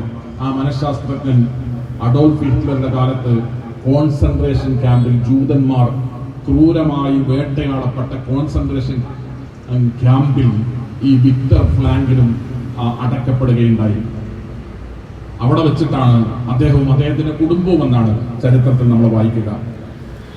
അദ്ദേഹത്തിന്റെ ഗർഭിണിയായ ഭാര്യയും അച്ഛനമ്മമാരും ഒരു സഹോദരനും ഉൾപ്പെടെ 1942 കോൺസെൻട്രേഷൻ ക്യാമ്പിൽ അടക്കപ്പെടുന്നത്. 1945 അദ്ദേഹം അവിടുന്ന് പുറത്തു വന്നതിന് ശേഷമാണ് തന്റെ സഹോദരൻ, അച്ഛനും അമ്മയും ഗർഭിണിയായ ഭാര്യയും ക്യാമ്പിൽ വെച്ച് കൊല്ലപ്പെട്ടിരിക്കുന്നു എന്ന വിവരം അദ്ദേഹം അറിയുന്നത്. അവിടുന്ന് അങ്ങോട്ടുള്ള അദ്ദേഹത്തിന്റെ അതിജീവനത്തിന്റെ ചരിത്രം പറയുന്നുണ്ട്. അദ്ദേഹം എല്ലാം നഷ്ടപ്പെട്ടപ്പോൾ, എല്ലാം പറയുമ്പോൾ അതിനോട് ആളുകൾക്ക് ഒരു താല്പര്യം എല്ലാ കാലത്തുമുണ്ട്. അതുകൊണ്ട് തന്നെ മനുഷ്യരുടെ ആ താല്പര്യത്തെ ഉപയോഗപ്പെടുത്തി ആത്മീയതയുടെ വ്യാജ പതിപ്പുകൾ ലോകത്ത് രംഗത്ത് വരും. അവരാണ് മനുഷ്യരെ ചൂഷണം ചെയ്യുക. ആ വ്യാജ ആത്മീയതകളിൽ നിന്ന് മനുഷ്യർക്ക് ഒരു ആശ്വാസവും കിട്ടുകയില്ല. കാരണം മനുഷ്യനിർമ്മിതമായത് മനുഷ്യർക്ക് ഉപകാരത്തെക്കാളേറെ ഉപദ്രവമാണ് ഉണ്ടാക്കുക. ഞാൻ നിങ്ങളുടെ വീട്ടിൽ വന്നിട്ട് ഭക്ഷണം കഴിക്കുമ്പോൾ അതിന്റെ കൂടെ ഒരു പഴം തന്നാൽ നിങ്ങൾ പറയും അത് ഇവിടെ പറമ്പിലുണ്ടായ പഴമാണ് എന്ന് പറയുമ്പോൾ വളരെ സന്തോഷത്തോടു കൂടെയാണ് നിങ്ങൾ അത് നൽകുക. എന്താണ് മാർക്കറ്റിൽ നിന്ന് വാങ്ങുന്ന ഒരു പഴവും ഇവിടെ പറമ്പിൽ ഉണ്ടായതാണ് എന്ന് പറഞ്ഞു തരുന്ന പഴവും തമ്മിലുള്ള വ്യത്യാസം എന്താണ്? മാർക്കറ്റിലുണ്ടായ പഴം എന്ന് പറയുന്നത് മനുഷ്യൻ സ്പർശിച്ചതാണ്. അത് പഴുക്കാനോ ഒരു പഴമായി തീരാനോ ഏതെങ്കിലും നിലയ്ക്ക് മനുഷ്യൻ തൊട്ടതുകൊണ്ട് അത് വളരാൻ, അത് വലുതാകാൻ മനുഷ്യൻ വളം ചേർത്തിട്ടുണ്ടാകുമോ, രാസവളം ഉപയോഗിച്ചിട്ടുണ്ടാകുമോ, മനുഷ്യന്റെ സ്വാർത്ഥതയ്ക്ക് വേണ്ടി ലാഭം ഉണ്ടാക്കാൻ വേണ്ടി എന്തെങ്കിലുമൊക്കെ കൃത്രിമത്വം മാർക്കറ്റിൽ വരുന്ന പഴത്തിനുണ്ടാകുമോ എന്ന് നമ്മൾ സംശയിക്കുമ്പോൾ സ്വന്തം പറമ്പിൽ നിന്ന് നമ്മൾ വളമൊന്നും ചേർത്തിട്ടില്ലാത്ത ആ പറമ്പിൽ അത് താനെങ്ങനെ ഉണ്ടായി നമുക്ക് കിട്ടിയ പ്രകൃതിയിൽ നിന്ന് ശുദ്ധമായി കിട്ടിയ പഴത്തെ വളരെ ഒരു ആത്മവിശ്വാസത്തോടെ, ധൈര്യത്തോടെ, ഒരു പേടിയില്ലാതെയാണ് നമ്മൾ അതിനെ എടുത്തുപയോഗിക്കുക. മനുഷ്യൻ തൊട്ടാലാണ്, മനുഷ്യന്റെ സ്പർശനങ്ങൾ ഉണ്ടായാണ്, മനുഷ്യന്റെ താല്പര്യങ്ങൾക്കനുസരിച്ച് എന്തെങ്കിലും മാറ്റത്തിരുത്തലുകൾ വരുത്തിയാലാണ് മനുഷ്യർക്ക് ഉപയോഗിക്കാൻ പറ്റാത്തതാവുക. ലോകത്ത് നിലനിൽക്കുന്ന ആത്മീയമായ എല്ലാ സംവിധാനങ്ങളും മനുഷ്യ സ്പർശനങ്ങളേറ്റതാണ്, മനുഷ്യർ തൊട്ടതാണ്. റസൂലുള്ളാഹി സ്വല്ലല്ലാഹു അലൈഹി വസല്ലം തങ്ങൾ പരിശുദ്ധ ഖുർആനിനെ കുറിച്ച് പറഞ്ഞു, വമാ യൻതിഖു അനിൽ ഹവാ ഇൻ ഹുവ ഇല്ലാ വഹ്യുൻ യൂഹാ. മനുഷ്യ സ്പർശമേൽക്കാത്ത പടച്ചവന്റെ ഈ ലോകത്തെ സൃഷ്ടിച്ച രക്ഷിതാവിന്റെ അടുക്കൽ നിന്നുള്ളതാണ് എന്നുറപ്പുള്ള, പ്രകൃതിയുടെ വളരെ കൃത്യമായ പ്രകൃതിയുടേതാണ്, പ്രകൃതിയുള്ളതാണ്, ശുദ്ധ പ്രകൃതിയുള്ളതാണ് എന്ന് പറയാവുന്ന ഒരു ഗ്രന്ഥം ഞാൻ നിങ്ങളുടെ കൈകളിൽ ഏൽപ്പിക്കുകയാണ്. അങ്ങനെ പറഞ്ഞുകൊണ്ടാണ് പരിശുദ്ധ ഖുർആൻ മുഹമ്മദ് മുസ്തഫ റസൂലുള്ളാഹി സ്വല്ലല്ലാഹു അലൈഹി വസല്ലം ലോകത്തിന് മുമ്പിൽ സമർപ്പിക്കുന്നത്. മനുഷ്യൻ തൊടുമ്പോഴാണ്, മനുഷ്യന്റെ താല്പര്യങ്ങൾക്കനുസരിച്ച് മാറ്റത്തിരുത്തലുകൾക്ക് വിധേയമാക്കുമ്പോഴാണ്, ലാഭം ഉണ്ടാക്കാൻ, സാമ്പത്തിക നേട്ടം ഉണ്ടാക്കാൻ, അവനവന്റെ ഒരു താല്പര്യങ്ങൾക്കും ലക്ഷ്യങ്ങൾക്കും വേണ്ടി പലതും മനുഷ്യന്റെ ഇഷ്ടങ്ങൾക്കനുസരിച്ച് മാറ്റത്തിരുത്തലുകൾക്ക് വിധേയമാക്കുമ്പോഴാണ് അത് മറ്റുള്ളവർക്ക് ഉപയോഗിക്കാൻ പറ്റാത്തതായി മാറുക. എനിക്ക് ലാഭം ഉണ്ടാക്കണം എന്ന് ഞാൻ ചിന്തിക്കുമ്പോൾ നിങ്ങളുടെ ശരീരമോ നിങ്ങളുടെ ആരോഗ്യമോ നിങ്ങളുടെ ഭാവിയോ എന്നെ സംബന്ധിച്ചിടത്തോളം പ്രശ്നമല്ല. ഞാൻ ചിന്തിക്കുക എന്റെ ലാഭത്തെ കുറിച്ച് മാത്രമാണ്. അങ്ങനെ സ്വാർത്ഥതയുള്ള മനുഷ്യർ മതത്തെ തൊട്ടാൽ മതവും മലിനമായി പോകും. ആ മതം മനുഷ്യരെ ചൂഷണം ചെയ്യും. ആ മതം മനുഷ്യന്റെ ജീവനെടുത്ത് കളയും. സാമ്പത്തികമായി മനുഷ്യനെ ആ മതം തകർത്ത് കളയും. എന്നാൽ മനുഷ്യന്റെ സ്പർശമേൽക്കാത്ത, മുഹമ്മദ് നബിയുടെ പോലും സ്പർശമേൽക്കാത്ത, 100% ദൈവികമാണ് എന്ന് പറയാവുന്ന ഒരാശയം ലോകത്ത് അവതരിപ്പിക്കപ്പെട്ടിട്ടുണ്ട്. അത് പരിശുദ്ധ ഖുർആനാണ് എന്നാണ് ഖുർആൻ ലോകത്തിന്റെ മുമ്പിൽ അവകാശപ്പെടുന്നത്. സഹോദരങ്ങളെ, സഹോദരിമാരെ, നമുക്കും ചിന്തിക്കാനുള്ളത്, നമ്മളും ഗൗരവത്തോടുകൂടെ ആലോചിക്കേണ്ടത് അതിനെക്കുറിച്ചാണ്. ഈ പ്രപഞ്ചത്തിന്റെ രക്ഷിതാവിന്റെ അടുക്കൽ നിന്ന് അവതരിപ്പിക്കപ്പെട്ട വേദഗ്രന്ഥമായ വിശുദ്ധ ഖുർആൻ മനുഷ്യന്റെ ചിന്തകൾ കടന്നുകൂടിയിട്ടില്ലാത്ത, മനുഷ്യന്റെ താല്പര്യങ്ങളൊന്നും കടന്നുകൂടിയിട്ടില്ലാത്ത, മനുഷ്യന്റെ ആഗ്രഹങ്ങളൊന്നും കടന്നുകൂടിയിട്ടില്ലാത്ത പ്രപഞ്ചത്തിന്റെ രക്ഷിതാവിൽ നിന്ന് മാത്രമായി ലോകത്ത് അവതരിപ്പിക്കപ്പെട്ട വേദഗ്രന്ഥമായ വിശുദ്ധ ഖുർആൻ. ആ ഖുർആൻ ലോകത്തിന്നും അതേ പരിശുദ്ധിയോടുകൂടെ നിലനിൽക്കുകയാണ്. ലോകത്ത് കാലം കുറെ കടന്നുപോയപ്പോ ഖുർആനിൽ മാറ്റങ്ങളോ തിരുത്തലുകളോ ഉണ്ടായില്ല, മനുഷ്യന്റെ സ്വാധീനങ്ങൾ ഉണ്ടായില്ല. അതിലൊരക്ഷരം പോലും അള്ളാഹു അവതരിപ്പിക്കപ്പെട്ടതിന്റെ അപ്പുറം, അള്ളാഹുവിൽ നിന്ന് അവതരിപ്പിക്കപ്പെട്ടതിന്റെ അപ്പുറം, പ്രപഞ്ച രക്ഷിതാവിൽ നിന്ന് പഠിപ്പിക്കപ്പെട്ടതിൽ നിന്നപ്പുറം ഒരക്ഷരം പോലും പരിശുദ്ധ ഖുർആനിലേക്ക് എഴുതി ചേർക്കപ്പെട്ടില്ല. ഖുർആനിലുള്ള അധ്യാപനങ്ങളിൽ നിന്ന് ഒന്നുപോലും, ഏതെങ്കിലും ഒരു അക്ഷരം പോലും അതിൽ നിന്ന് നീക്കം ചെയ്യപ്പെടുകയും ചെയ്തില്ല. അങ്ങനെ സംരക്ഷിക്കപ്പെട്ട ഒരു ഗ്രന്ഥം ഭൂമി ലോകത്തുണ്ടെങ്കിൽ അത് പരിശുദ്ധ ഖുർആൻ മാത്രമാണ്. ലക്ഷക്കണക്കിന് പുസ്തകങ്ങൾ അല്ലെങ്കിൽ കോടാനുകോടി ഗ്രന്ഥങ്ങളാണ് ഭൂമി ലോകത്തുള്ളത്. ആ കോടാനുകോടി ഗ്രന്ഥങ്ങളുടെ കൂട്ടത്തിൽ ഒരു ഗ്രന്ഥമാണ് മുഹമ്മദ് നബി സല്ലല്ലാഹു അലൈഹി വസല്ലം തങ്ങളുടെ മുഅ്ജിസത്തായി, അമാനുഷികതയായി ലോകത്തിന്റെ മുമ്പിൽ അവതരിപ്പിക്കപ്പെടുന്നത്. നമുക്കറിയാം, മൂസാ നബി അലൈഹി ഇസ്ലാം ഒരു പ്രവാചകനാണ് എന്നുള്ള നിലയ്ക്ക് മൂസാ നബി അലൈഹി ഇസ്ലാമിയുടെ അമാനുഷികത അദ്ദേഹത്തിന്റെ വടി നിലത്തിട്ടാൽ പാമ്പായി മാറും എന്നതാണ്. ജാലവിദ്യക്കാർ വന്നിട്ട് അവരുടെ കൈകളിലുള്ള വടികളൊക്കെ നിലത്തിട്ടപ്പോ പാമ്പായി മാറി. ആ സമയത്ത് ഖുർആൻ പറയുന്നത് മൂസയുടെ മനസ്സിൽ ഭയമുണ്ടായി എന്നാണ്. കാരണം മൂസാ നബി അലൈഹി ഇസ്ലാം പ്രവാചകനാണ് എന്നതിന്റെ തെളിവ് അദ്ദേഹത്തിന്റെ വടി നിലത്തിട്ടാൽ പാമ്പാകുന്നതാണ്. അവിടുത്തെ ജാലവിദ്യക്കാരും മാജിക്കുകാരും ഒക്കെ വന്നിട്ട് അവരുടെ കൈകളിലുള്ള വടി നിലത്തിട്ടപ്പോ അതും പാമ്പായി മാറി. പിന്നെന്താണ് മൂസാ നബി അലൈഹി ഇസ്ലാമയുടെ വടിക്ക് എന്ത് പ്രത്യേകത ഉണ്ടാവുക? അപ്പോഴാണ് മൂസാ നബി അലൈഹി ഇസ്ലാമയുടെ വടി അവിടെയുള്ള മറ്റ് പാമ്പുകളെയൊക്കെ വിഴുങ്ങിയതായി ചരിത്രം പറയുന്നത്. അങ്ങനെയാണ് ജാലവിദ്യക്കാർ ആമന്തു ബിറബ്ബി മൂസ വഹാറൂൻ, ഇത് ജാലവിദ്യയല്ല, ഞങ്ങൾ ചെയ്യുന്നത് ജാലവിദ്യയാണ്, ഞങ്ങളുടേത് മാജിക്കാണ്. പക്ഷെ ഈ പാമ്പ് വന്ന്, മൂസയുടെ വടി വന്ന് ബാക്കിയുള്ളതിനൊക്കെ കൂടി വിഴുങ്ങിയപ്പോ അവിടെ കൂടിയ ജാലവിദ്യക്കാർ ആമന്തു ബിറബ്ബി മൂസ വഹാറൂൻ എന്ന് പറയുന്നുണ്ട്. ഞങ്ങൾ മൂസയുടെയും ഹാറൂന്റെയും റബ്ബിൽ വിശ്വസിച്ചിരിക്കുന്നുവെന്ന്. സഹോദരങ്ങളെ, കോടാനുകൂടി പുസ്തകങ്ങളാണ് ലോകത്തുള്ളത്. അതിൽ നിന്ന് പരിശുദ്ധ ഖുർആനുള്ള വ്യത്യാസം എന്താണ്? ഒരുപാട് പാമ്പുകളിൽ നിന്ന് മൂസാ നബി അലൈഹി ഇസ്ലാമിയുടെ പാമ്പിന്റെ സവിശേഷത, അതിന്റെ പ്രത്യേകത അള്ളാഹു അവിടെ കൂടിയ ആളുകൾക്കൊക്കെ ബോധ്യപ്പെടുത്തി കൊടുത്തു. അത് വഹി ലഭിക്കുന്ന ഒരു പ്രവാചകൻ ആ കാലഘട്ടത്തിൽ ഉള്ളത് കൊണ്ട് നമുക്കാർക്കും വഹിയില്ല. അന്ത്യപ്രവാചകൻ മുഹമ്മദ് മുസ്തഫ റസൂലുള്ളാഹി സ്വല്ലല്ലാഹു അലൈഹി വസല്ലം തങ്ങൾ മരണപ്പെട്ടു പോയി.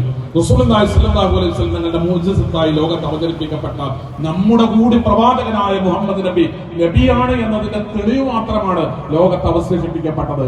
അള്ളാഹുവിന്റെ പ്രവാചകൻ നമ്മുടെ കൂടെ ഇല്ല, നമ്മുടെ പ്രവാചകൻ നമ്മളോടൊപ്പമില്ല. ഓരോ ജനതയുടെയും പ്രവാചകൻ ആ ജനതയുടെ കൂടെ ജീവിക്കും, അവരുടെ കൂടെ നടക്കും, അവരുടെ കൂടെ ഇരിക്കും, അവർ നേർക്ക് നേരെ കാണും, അവരോട് സംസാരിക്കും, അവരുടെ തെറ്റുകൾ അദ്ദേഹം ബോധ്യപ്പെടുത്തി കൊടുക്കും. അദ്ദേഹത്തിലൂടെ അത്ഭുതം അദ്ദേഹം പ്രകടിപ്പിച്ച് ആളുകൾക്ക് കാണിച്ചു കൊടുക്കും. ഞാനൊരു പ്രവാചകനാണ് എന്ന് അദ്ദേഹം ആ ജനതയോട് വാദിക്കും. നമ്മുടെ മുമ്പിൽ മുഹമ്മദ് മുസ്തഫ റസൂലുള്ളാഹി സ്വല്ലല്ലാഹു അലൈഹി വസല്ലം തങ്ങളില്ല. അന്ത്യപ്രവാചകൻ മുഹമ്മദ് നബിയാണ്, നിങ്ങളുടെ ഒക്കെ പ്രവാചകൻ എന്ന് ഈ നാട്ടുകാരോട് നമ്മൾക്ക് പറയണം. തീർച്ചയായും റസൂലുള്ളാഹി സ്വല്ലല്ലാഹു അലൈഹി വസല്ലം ഈ ലോകത്തുള്ള മുഴുവൻ മനുഷ്യരിലേക്കും നിയോഗിക്കപ്പെട്ട ദൂതനാണ് എന്ന് ജനങ്ങളോട് നമ്മൾ പറയണം. അദ്ദേഹം പ്രവാചകനാണ് എന്നതിന് തെളിവെന്താണ്? മുഹമ്മദ് നബി പ്രവാചകനാണ് എന്നതിന് തെളിവെന്താണ് എന്ന് ആളുകൾ ചോദിക്കുമ്പോൾ നമുക്ക് ചൂണ്ടിക്കാണിക്കാനുള്ളത് പരിശുദ്ധ ഖുർആനാണ്. ഖുർആൻ ഒരു പുസ്തകം, അറബി ഭാഷയിൽ അച്ചടിക്കപ്പെട്ട ഒരു പുസ്തകം ഇവിടെ ഉള്ളതുപോലെ ആയിരക്കണക്കിന്, പതിനായിരക്കണക്കിന്, ലക്ഷക്കണക്കിന് അറബി പുസ്തകങ്ങളുണ്ട്.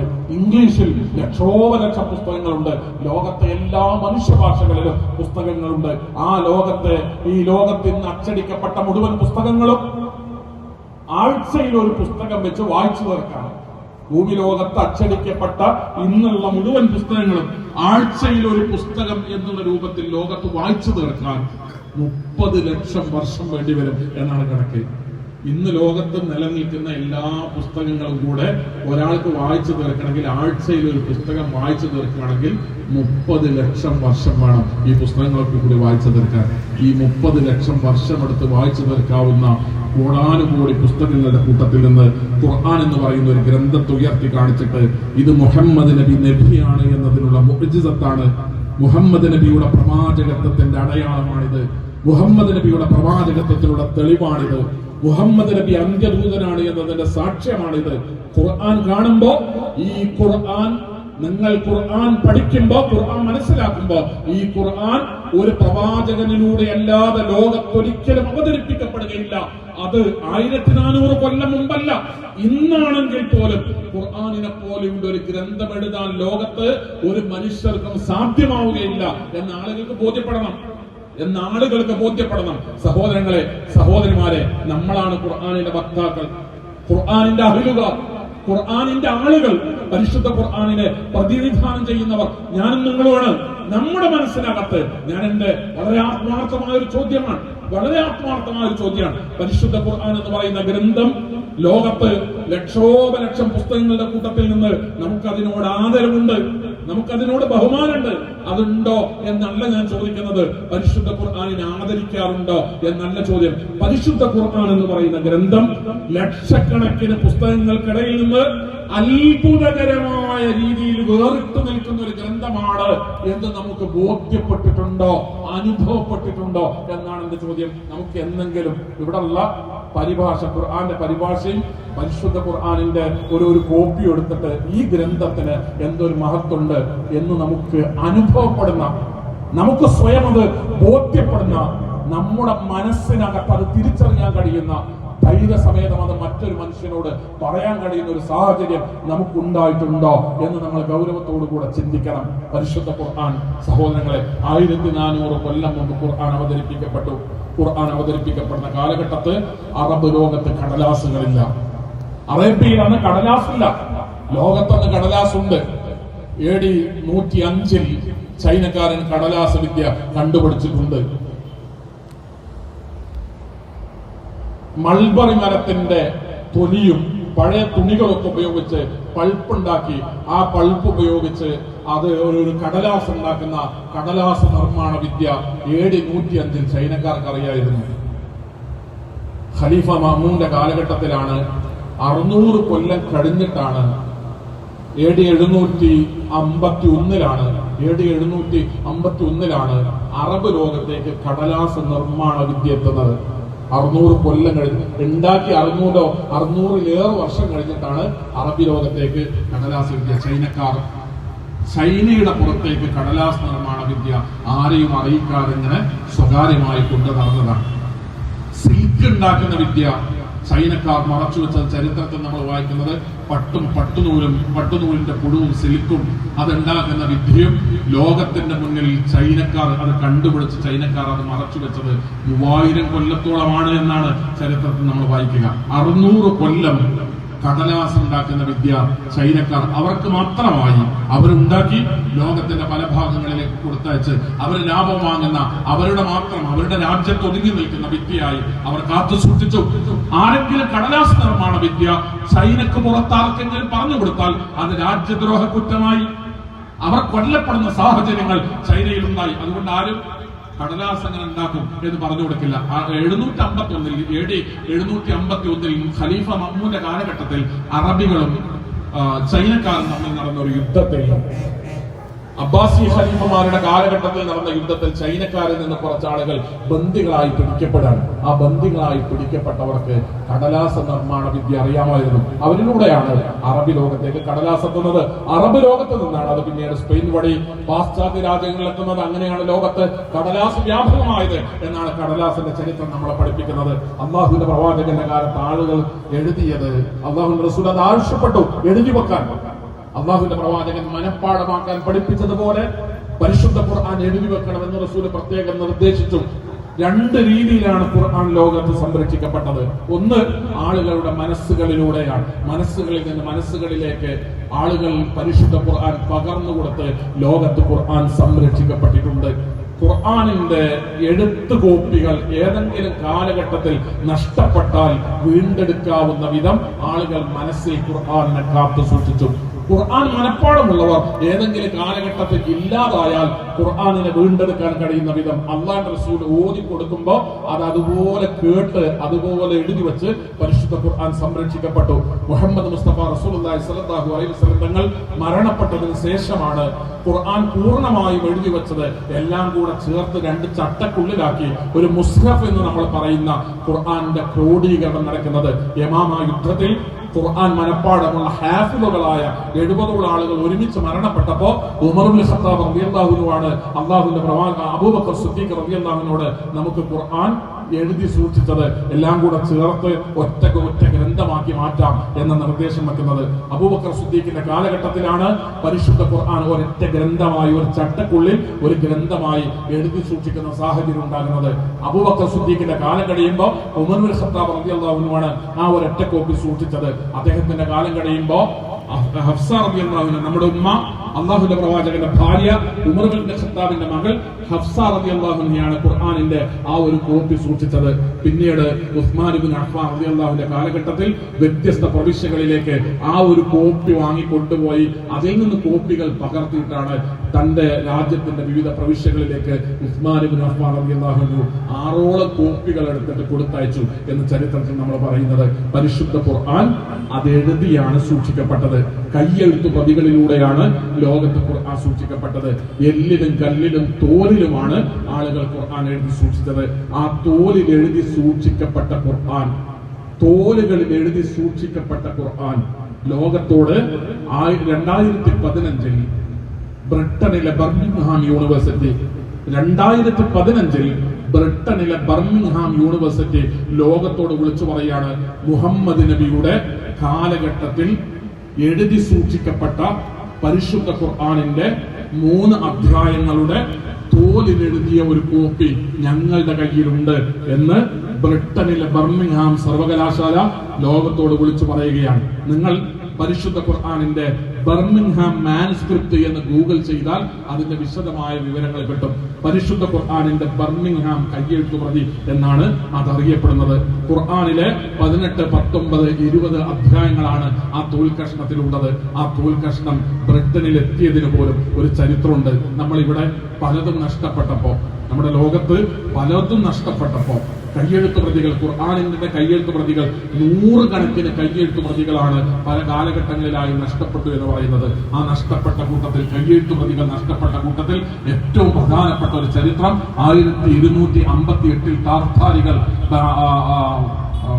ഇറാഖിൽ വന്നപ്പോ, ബാഗ്ദാദിൽ വന്നപ്പോ 1258 ഹലാക്കു ഖാന്റെ നേതൃത്വത്തിലുള്ള ചെങ്കിസ് ഖാന്റെ പട്ടാളം, താർത്താരികൾ, മംഗോളിയർ മുസ്ലിം രാജ്യങ്ങൾ ഒന്നാകെ തുടച്ചു നീക്കി നക്കിത്തുടച്ച് മുസ്ലിങ്ങളെ കൊന്നൊടുക്കി ഇങ്ങനെ കടന്നു പോകുമ്പോ മുസ്ലിങ്ങളെ നശിപ്പിക്കുക മാത്രമല്ല അവരുടെ സാംസ്കാരികമായ മുഴുവൻ അടയാളങ്ങളും തകർത്ത് കളയണമെന്ന ലക്ഷ്യത്തോടെ 1258 ബാഗ്ദാദ് കീഴടക്കിയിട്ട് അവിടെ ഉണ്ടായിരുന്ന പുസ്തകങ്ങൾ, ആ പുസ്തകങ്ങളുടെ അവിടുത്തെ റിസർച്ച് സെന്ററിന് ഖലീഫ ഹാറൂൺ റഷീദിന്റെ കാലഘട്ടത്തിൽ ആരംഭിച്ച് ഖലീഫ മഹ്മൂദിന്റെ കാലഘട്ടത്തിൽ 5 ലക്ഷം പുസ്തകങ്ങൾ ഉണ്ടായിരുന്ന ബാഗ്ദാദിലെ വലിയ റിസർച്ച് സെന്റർ, അതിന്റെ പേര് ബൈത്തുൽ ഹിക്മ, ഹൗസ് ഓഫ് വിസ്ഡം എന്നായിരുന്നു. 5 ലക്ഷം പുസ്തകങ്ങൾ അവിടെ ഉണ്ടായിരുന്നു. ഇന്ത്യയിൽ നിന്ന് സംസ്കൃതത്തിൽ എഴുതപ്പെട്ട പുസ്തകങ്ങൾ അന്ന് ബാഗ്ദാദിലേക്ക് എത്തിച്ചു. എന്നിട്ട് അത് അറബിയിലേക്ക് പരിഭാഷപ്പെടുത്തി അവർ സൂക്ഷിച്ചു. ഗ്രീക്കിൽ നിന്ന് പ്ലാറ്റോയുടെ, അരിസ്റ്റോട്ടലിന്റെ ഒക്കെ തത്വചിന്തകൾ ഉൾപ്പെടുന്ന ഗ്രന്ഥങ്ങൾ അറബ് ലോകത്തെത്തിച്ചു. അറബിയിലേക്ക് പരിഭാഷപ്പെടുത്തി അവരത് സൂക്ഷിച്ചു. ലോകത്തിന്റെ നാനാഭാഗങ്ങളിൽ നിന്ന് ഗ്രന്ഥങ്ങൾ കൊണ്ടുവന്നു. ആ ഗ്രന്ഥങ്ങൾ കൊണ്ടുവന്ന് ആരെങ്കിലും പരിഭാഷപ്പെടുത്തിയാൽ ഖലീഫ മഹ്മൂദ് ആ പരിഭാഷ കൊണ്ടുവരാൻ പറയും. അത് ത്രാസിൽ വെച്ച് നോക്കും, എത്ര കനമുണ്ട് എന്ന് നോക്കിയിട്ട് അത്രയും തൂക്കം സ്വർണമാണ്. ഒരു പുസ്തകം ഒരാൾ പരിഭാഷപ്പെടുത്തിയാൽ ആ പരിഭാഷപ്പെടുത്തിയ പുസ്തകത്തിന്റെ അത്ര തൂക്ക സ്വർണമാണ് അയാൾക്ക് കൊടുക്കുക. അങ്ങനെ ലോകത്തിന്റെ വിവിധ ഭാഗങ്ങളിൽ നിന്ന് വിജ്ഞാനങ്ങൾ മുഴുവൻ ശേഖരിച്ച് ബാഗ്ദാദിലേക്ക് കൊണ്ടുവന്ന് ബൈത്തുൽ ഹിക്മ എന്ന പേരിൽ വലിയ ഗവേഷണ ലൈബ്രറി ഉണ്ടാക്കിയിട്ട് ഈ 5 ലക്ഷം പുസ്തകങ്ങൾ എന്ന് പറയുന്നത് അത് മുഴുവനും കയ്യെഴുത്തു പ്രതികളാണ്. ആളുകൾ ഇങ്ങനെ ഇരുന്നിട്ട് കൈകളെ കൊണ്ട് എഴുതിയുണ്ടാക്കിയ കയ്യെഴുത്ത് പ്രതികളാണ് 5 ലക്ഷത്തോളം എന്ന് പറയുന്നത്. ആ 5 ലക്ഷം കയ്യെഴുത്ത് പ്രതികളും 1258 താർത്താരികൾ വന്നിട്ട് ബാഗ്ദാദ് കീഴടക്കിയപ്പോ ടൈഗ്രിസ് നദിയിലേക്ക് എറിഞ്ഞ് നശിപ്പിച്ചു കളഞ്ഞുവെന്നാണ് ചരിത്രത്തിലുള്ളത്. ആ നശിപ്പിക്കപ്പെട്ട 5 ലക്ഷത്തോളം കയ്യെഴുത്ത് പ്രതികളിൽ പ്രധാനപ്പെട്ട ഒരു ഇനം പരിശുദ്ധ ഖുർആനിന്റെ കയ്യെഴുത്ത് പ്രതികളായിരുന്നു. ആ ഖുർആൻ ഉൾപ്പെടെയുള്ള കയ്യെഴുത്ത് പ്രതികൾ പല കാലഘട്ടങ്ങളിൽ നശിപ്പിക്കപ്പെട്ടു. എന്നിട്ടും ലിബ്രിസൈഡ് എന്ന് പറഞ്ഞ് നമ്മൾ പഠിക്കേണ്ടുന്ന ഒന്നാണ്. ലോകത്തിന്റെ ചരിത്രത്തിന്റെ പല കാലഘട്ടങ്ങളിൽ 1594 സ്പെയിൻ ക്രൈസ്തവർ മുസ്ലിം സ്പെയിൻ തകർന്ന് അത് ക്രിസ്ത്യൻ അധികാരികളുടെ ഭരണാധികാരികളുടെ കൈകളിലേക്ക് വന്നപ്പോ സ്പെയിനിലെ ഗ്രാനഡയിലെ പൊതു നിരത്തിൽ കൊണ്ടുവന്നിട്ട് അന്നത്തെ കൊർദോവ ലൈബ്രറിയിലെ 5 ലക്ഷം പുസ്തകങ്ങളെ കത്തിച്ച് നശിപ്പിച്ചത് ലോകത്തിന്റെ ചരിത്രത്തിന്റെ ഭാഗമാണ്. ഇതൊക്കെ നമ്മൾ ഇങ്ങനെ ഇന്നത്തെ കാലത്ത് ഗൂഗിളിൽ നോക്കിയാൽ നിങ്ങൾക്ക് കിട്ടാവുന്ന വിവരങ്ങളെ കുറിച്ചാണ് ഞാൻ പറയുന്നത്. അങ്ങനെ പുസ്തകങ്ങളും ഗ്രന്ഥങ്ങളും മുസ്ലിം സാംസ്കാരികമായ അടയാളങ്ങളൊക്കെ വേരോടുകൂടെ പിഴുതെറിഞ്ഞ് കത്തിച്ചും കടലിലെറിഞ്ഞും നശിപ്പിച്ച് കളയണമെന്ന് ആഗ്രഹിച്ച് ലോകത്തിന്റെ വിവിധ ഭാഗങ്ങളിൽ പട്ടാളത്തിന്റെയും ഭരണാധികാരികളുടെയും പടയോട്ടങ്ങളൊക്കെ ഉണ്ടായിട്ട് അതിനിടയിൽ നിന്നാണ് ബർമിംഗ്ഹാം യൂണിവേഴ്സിറ്റിയിലുള്ള പരിശുദ്ധ ഖുർആനിന്റെ തോലിൽ എഴുതിയതുപോലുള്ള അങ്ങനത്തെ കയ്യെഴുത്ത് പ്രതികൾ, തോലിൽ എഴുതപ്പെട്ട ഒരു കയ്യെഴുത്ത് പ്രതി അത് ബ്രിട്ടനിലേക്ക് എത്തിയത് 1924, 1925, 1929 എന്നീ വർഷങ്ങളിൽ പശ്ചിമേഷ്യ രാജ്യങ്ങൾ സന്ദർശിച്ചുകൊണ്ട് അവിടുത്തെ പള്ളികളും ക്രൈസ്തവ മഠങ്ങളും മുസ്ലിം ലൈബ്രറികളും അല്ലാത്ത വ്യക്തികളുടെ ഗ്രന്ഥശേഖരങ്ങളും ഒക്കെ പോയി കണ്ട് അവിടെ നിന്നൊക്കെ പണം കൊടുത്തും സൗജന്യമായി തനിക്ക് കിട്ടിയ മാനുസ്ക്രിപ്റ്റുകൾ കയ്യെഴുത്ത് പ്രതികളൊക്കെ കൂടി ശേഖരിച്ചു കൊണ്ടുവന്ന അൽഫോൺസ് മിങ്കാന എന്ന് പറയുന്ന ഒരു ക്രൈസ്തവ പണ്ഡിതൻ. അദ്ദേഹം ജനിച്ചത് ഇറാഖിൽ ഒരു കൽദായ ക്രിസ്ത്യൻ കുടുംബത്തിലാണ് ജനിച്ചത്. അദ്ദേഹം പിന്നീട് ബ്രിട്ടനിലേക്ക് താമസം മാറുകയാണ്. ആ മനുഷ്യനെയാണ് 1924-ലും 1925-ലും 1929-ലും കയ്യെഴുത്ത് പ്രതികൾ ശേഖരിക്കാൻ പശ്ചിമേഷ്യയിലേക്ക് ഇന്നത്തെ ഇറാഖും ബാഗ്ദാദും ഇറാനും ഉൾപ്പെടെയുള്ള അറേബ്യൻ നാടുകളിലേക്ക് അയക്കുന്നത്. അദ്ദേഹം ശേഖരിച്ചു കൊണ്ടുവന്ന മിങ്കാന കളക്ഷൻസ് എന്നറിയപ്പെടുന്ന ഇപ്പോഴും ബർമിംഗ്ഹാം യൂണിവേഴ്സിറ്റിയിൽ സൂക്ഷിക്കപ്പെട്ടിട്ടുള്ള 3000-ഓളം കയ്യെഴുത്ത് പ്രതികളിൽ ഒന്ന് പരിശുദ്ധ ഖുർആനിന്റെ ബർമിംഗ്ഹാം മാനുസ്ക്രിപ്റ്റ് ആണ്. അത് പുറത്തു വന്നത് 2015-ലാണ്. ആൽബ ഫിഡലി എന്ന് പറയുന്ന ഒരു ഗവേഷക വിദ്യാർത്ഥിനി, PhD വിദ്യാർത്ഥിനി, അവർ ഈ കയ്യെഴുത്ത് പ്രതികൾ ഇങ്ങനെ പരിശോധിക്കുന്ന കൂട്ടത്തിൽ മിങ്കാന കളക്ഷൻസിന്റെ കൂട്ടത്തിൽ ഖുർആനിന്റെ ഈ കയ്യെഴുത്ത് പ്രതി അവരുടെ കയ്യിൽ കിട്ടിയപ്പോൾ അത് കണ്ടപ്പോ അവർ അവിടുത്തെ കോളേജിലെ ബർമിംഗ്ഹാം യൂണിവേഴ്സിറ്റിയിലെ ഉത്തരവാദപ്പെട്ടവരോട് പറഞ്ഞു, ഞാൻ ഈ ഗ്രന്ഥത്തിന്, ഈ പുസ്തകത്തിന്, ഈ തോൽ കഷ്ണത്തിന് അനേകം അതിപുരാതനമായ പഴക്കമുണ്ട് എന്ന് ഞാൻ കരുതുന്നു എന്നവർ പറയാം. അങ്ങനെ അവർ പറഞ്ഞപ്പോ ഓക്സ്ഫോർഡ് സർവകലാശാലയിൽ ബർമിംഗ്ഹാം യൂണിവേഴ്സിറ്റി അവർ പറഞ്ഞ ഈ തോൽക്കഷ്ണം, ഖുർആനിന്റെ 3 അധ്യായങ്ങളുള്ള തോൽക്കഷ്ണം ഓക്സ്ഫോർഡ് സർവകലാശാലയിലേക്ക് അയച്ചിട്ട് റേഡിയോ കാർബൺ ഡേറ്റിംഗ് വഴി അതിന്റെ കാലഗണന നിർണയിച്ചു, എത്രത്തോളം പഴക്കമുണ്ട് എന്ന് നിർണയിച്ചു. ഓക്സ്ഫോർഡ് സർവകലാശാല പറഞ്ഞു, നിങ്ങൾ കൊടുത്തയച്ച തോൽക്കഷ്ണത്തിന് ആ തോൽക്കഷ്ണം ക്രിസ്താബ്ദം 568-നും 645-നും ഇടക്ക് എഴുതപ്പെട്ടതാണ്. ക്രിസ്താബ്ദം 568-നും 645-നും ഇടക്ക് എഴുതപ്പെട്ടതാണ് എന്ന് പറയുമ്പോൾ ഈ കാലയളവ് ലോകത്തിന്റെ ചരിത്രത്തിൽ ഒരു വലിയ മഹാപ്രതിഭാസം ഉണ്ടായിട്ടുണ്ട്. ക്രിസ്താബ്ദം 570 മുതൽ 632 വരെയാണ് അന്ത്യപ്രവാചകൻ മുഹമ്മദ് മുസ്തഫ സല്ലല്ലാഹു അലൈഹി വസല്ലം തങ്ങളുടെ ജീവിതകാലം. നമ്മുടെ കയ്യിലുള്ള ബർമിംഗ്ഹാം യൂണിവേഴ്സിറ്റിയിലെ ഖുർആനിന്റെ കയ്യെഴുത്ത് പ്രതിയുടെ പഴക്കം എന്ന് പറയുന്നത് ക്രിസ്താബ്ദം 568-നും 645-നും അടക്കാണ്. ബർമിംഗ്ഹാം യൂണിവേഴ്സിറ്റി രണ്ടാമത്തെ ഒരു അന്വേഷണം നടത്തിയ ഓക്സ്ഫോർഡിനോട്. രണ്ടാമത്തെ അന്വേഷണം തോൽക്കഷ്ണത്തിന്റെ പഴക്കം ക്രിസ്താബ്ദം 568-നും 645-നും അടക്കാണെങ്കിൽ അതിൽ എഴുതിയ മഷിയുടെ പഴക്കം എത്രയാണ്? ഒരു പഴയ തോൽക്കഷ്ണത്തിൽ പിൽക്കാലഘട്ടത്തിൽ ആരെങ്കിലും ഖുർആൻ നോക്കിയിട്ട് ഇന്ന് പ്രിന്റഡ് ഖുർആൻ ഉണ്ട്, പരിശുദ്ധ ഖുർആന്റെ പ്രിന്റഡ് കോപ്പികൾ ഇന്ന് ലഭ്യമാണ്. അത് നോക്കി ആരെങ്കിലും എഴുതി വെച്ചതാണെങ്കിലോ, ആദ്യമായി പരിശുദ്ധ ഖുർആൻ പ്രിന്റ് ചെയ്യപ്പെടുന്നത് 1537-ലാണ്. ആ അങ്ങനെ പ്രിന്റ് ചെയ്യപ്പെട്ട ഖുർആന്റെ കോപ്പി വെച്ചിട്ട് ആരെങ്കിലും തോൽക്കഷ്ണത്തിലേക്ക് എഴുതി വെച്ചതാണെങ്കിലോ, അപ്പോ ഓക്സ്ഫോർഡ് സർവകലാശാല റേഡിയോ കാർബൺ ഡേറ്റിംഗിലൂടെ അവരുടെ കയ്യിലുള്ള തോൽ കഷ്ണത്തിന്റെ സൂറത്തുൽ കഹ്ഫിന്റെയും സൂറത്ത് മറിയമിന്റെയും സൂറത്ത് ത്വാഹയുടെയും ഇന്നത്തെ ഖുർആനിലുള്ള അതേ അധ്യായങ്ങളും അതേ അക്ഷരങ്ങളുള്ള ഖുർആനിന്റെ തോൽ കഷ്ണത്തിൽ എഴുതിയ മഷിയുടെ പഴക്കം പരിശോധിച്ചു. എന്നിട്ട് ഓക്സ്ഫോർഡ് പറഞ്ഞു സമാനമായ കാലഘട്ടത്തിലാണ് ക്രിസ്താബ്ദം 568-നും 645-നും ഇടക്കാണ്, ഒരേ കാലയളവാണ് മഷിക്കും തോലിനും പഴക്കമുള്ളത് എന്ന് ഓക്സ്ഫോർഡ് സാക്ഷ്യപ്പെടുത്തി. ഞാനിത് പറഞ്ഞത് പരിശുദ്ധ ഖുർആൻ എന്ന് പറയുന്ന ഒരു മഹാത്ഭുതം.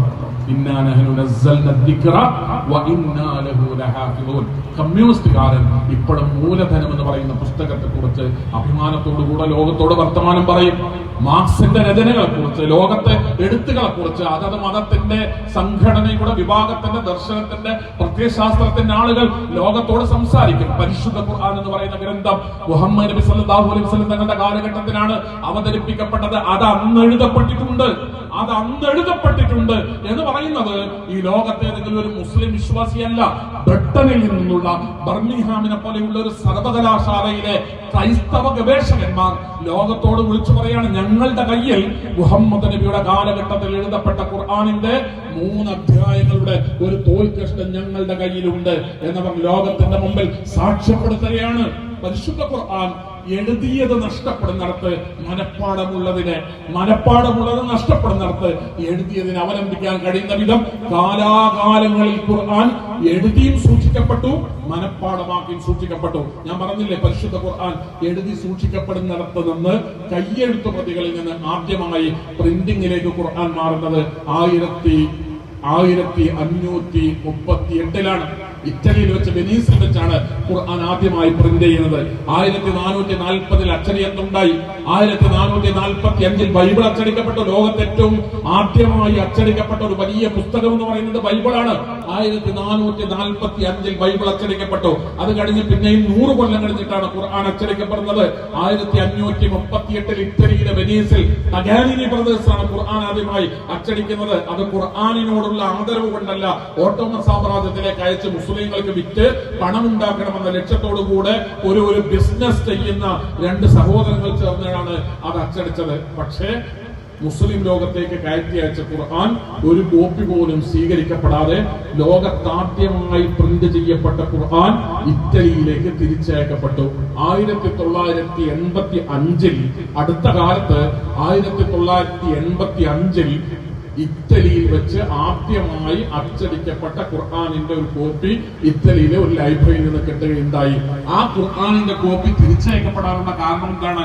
മനപ്പാടമുള്ള ആളുകൾ ആദ്യമായി അച്ചടിച്ച ഖുർആനിന്റെ കോപ്പി പരിശോധിച്ചപ്പോ ആ കോപ്പിക്കകത്ത് ധാരാളം അബദ്ധങ്ങളുണ്ട്, ഇത് സ്വീകാര്യമല്ല എന്ന് പറഞ്ഞിട്ടാണ് അച്ചടിച്ച ഖുർആന്റെ മുഴുവൻ കോപ്പികളും ഇറ്റലിയിലേക്ക് തിരിച്ചയക്കപ്പെട്ടത്.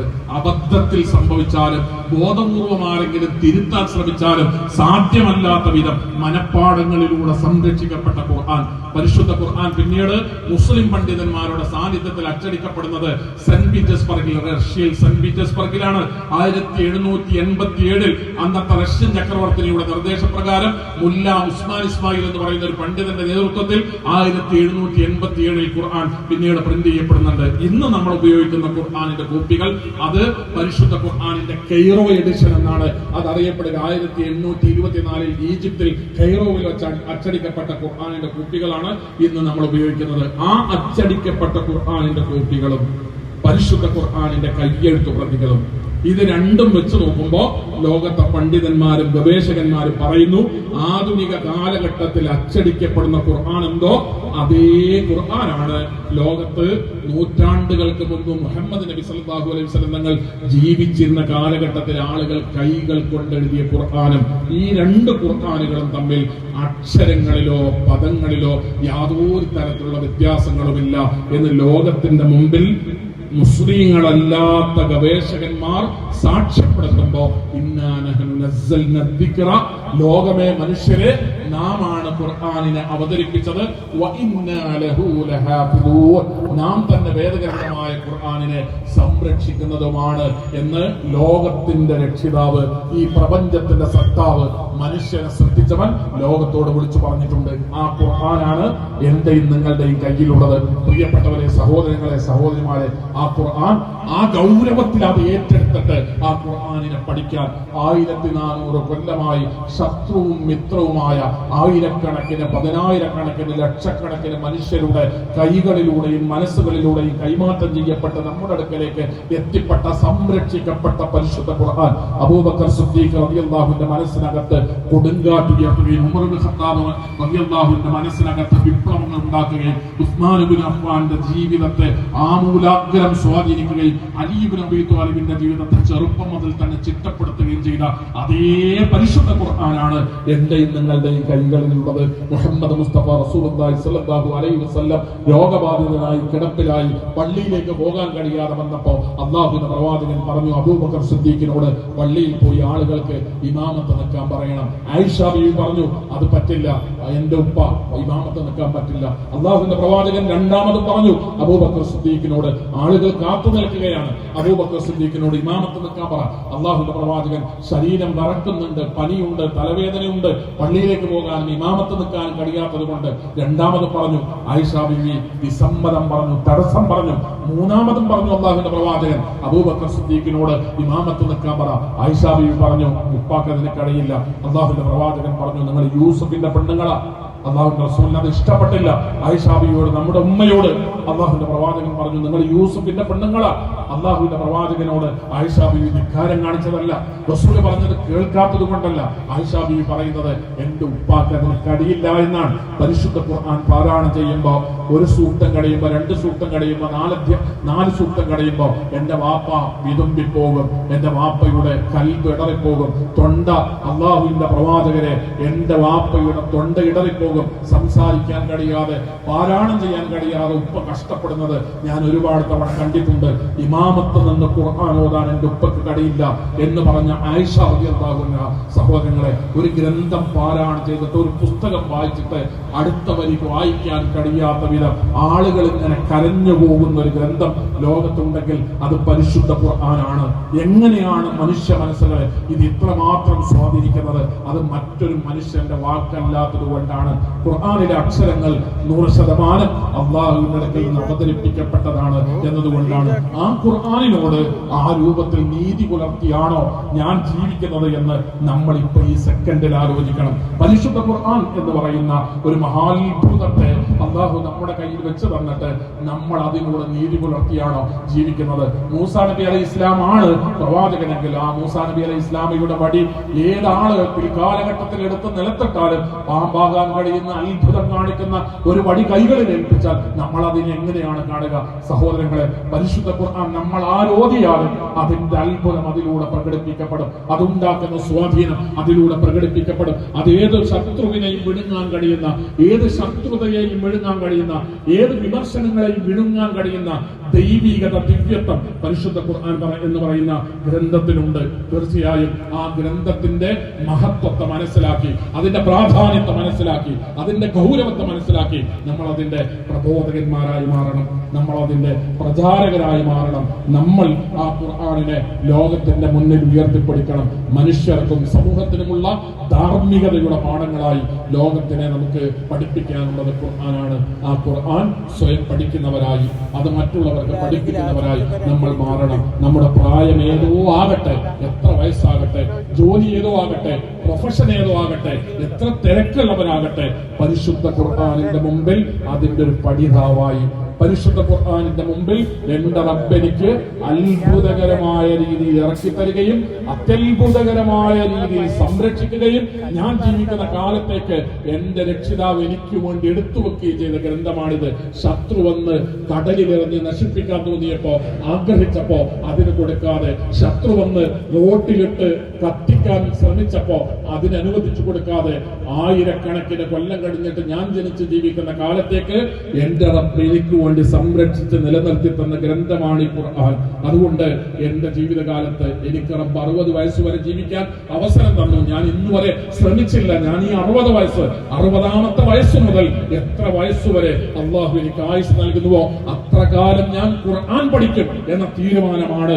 ആ ഖുർആനിൽ നിന്ന് ഞാൻ പഠിക്കുന്ന ഒരായത്ത് അത് ഞാൻ എന്റെ കുട്ടിക്ക്, എന്റെ അയൽവാസിക്ക്, എന്റെ കുടുംബത്തിലുള്ള ഒരാൾക്ക്, എന്റെ ഒരു സുഹൃത്തിന് ഞാൻ പറഞ്ഞു കൊടുക്കും, ഞാൻ പഠിപ്പിച്ചു കൊടുക്കും, ഞാൻ എത്തിച്ചു കൊടുക്കും എന്ന വളരെ ഗൗരവത്തോടു കൂടിയുള്ള തീരുമാനമാണ് ഇത്തരം ഒരുമിച്ച് കൂടലുകളിൽ നമ്മുടെ ഭാഗത്ത് നിന്നുണ്ടാകേണ്ടത് എന്ന് എന്റെ പ്രിയപ്പെട്ട സഹോദരങ്ങളോട്, സഹപ്രവർത്തകരോട്, സംഘടനാ ബന്ധുക്കളോട്, എന്റെ ജ്യേഷ്ഠാനുജന്മാരോട്, സഹോദരി സഹോദരന്മാരോട് വളരെ വിനീതമായി ഓർമ്മപ്പെടുത്തിക്കൊണ്ട് ഇത്തരമൊരു സന്ദർഭത്തിൽ നിങ്ങൾ അഭിമുഖീകരിക്കാനും ഈ കാര്യങ്ങൾ നിങ്ങളോട് സംസാരിക്കാനും നിങ്ങൾ അവസരം തന്നതിന് നിങ്ങളോട് നന്ദി പറഞ്ഞുകൊണ്ട് ഇവിടെ വരാനും നിങ്ങളെ കാണാനും ഈ പ്രോഗ്രാമിൽ പങ്കെടുക്കാനും അവസരവും ആയുസ്സും അതിനുള്ള സൗഭാഗ്യവും ആരോഗ്യവും പ്രദാനം ചെയ്ത റബ്ബ് സുബ്ഹാനഹു വ തആല ഞാൻ കൃതജ്ഞതയും നന്ദിയും രേഖപ്പെടുത്തിക്കൊണ്ട് അള്ളാഹുവിനെ സ്തുതിച്ചുകൊണ്ട് ഞാൻ അവസാനിപ്പിക്കുകയാണ്. അള്ളാഹുവിനെ ഭയപ്പെടുന്ന, അള്ളാഹുവിനെ സൂക്ഷിക്കുന്ന, അള്ളാഹുവിന്റെ കൽപ്പനാ നിർദ്ദേശങ്ങൾ ശ്രദ്ധിച്ചും അനുസരിച്ചും പാലിച്ചും ജീവിതങ്ങളെ ക്രമപ്പെടുത്തുന്ന, ചിട്ടപ്പെടുത്തുന്ന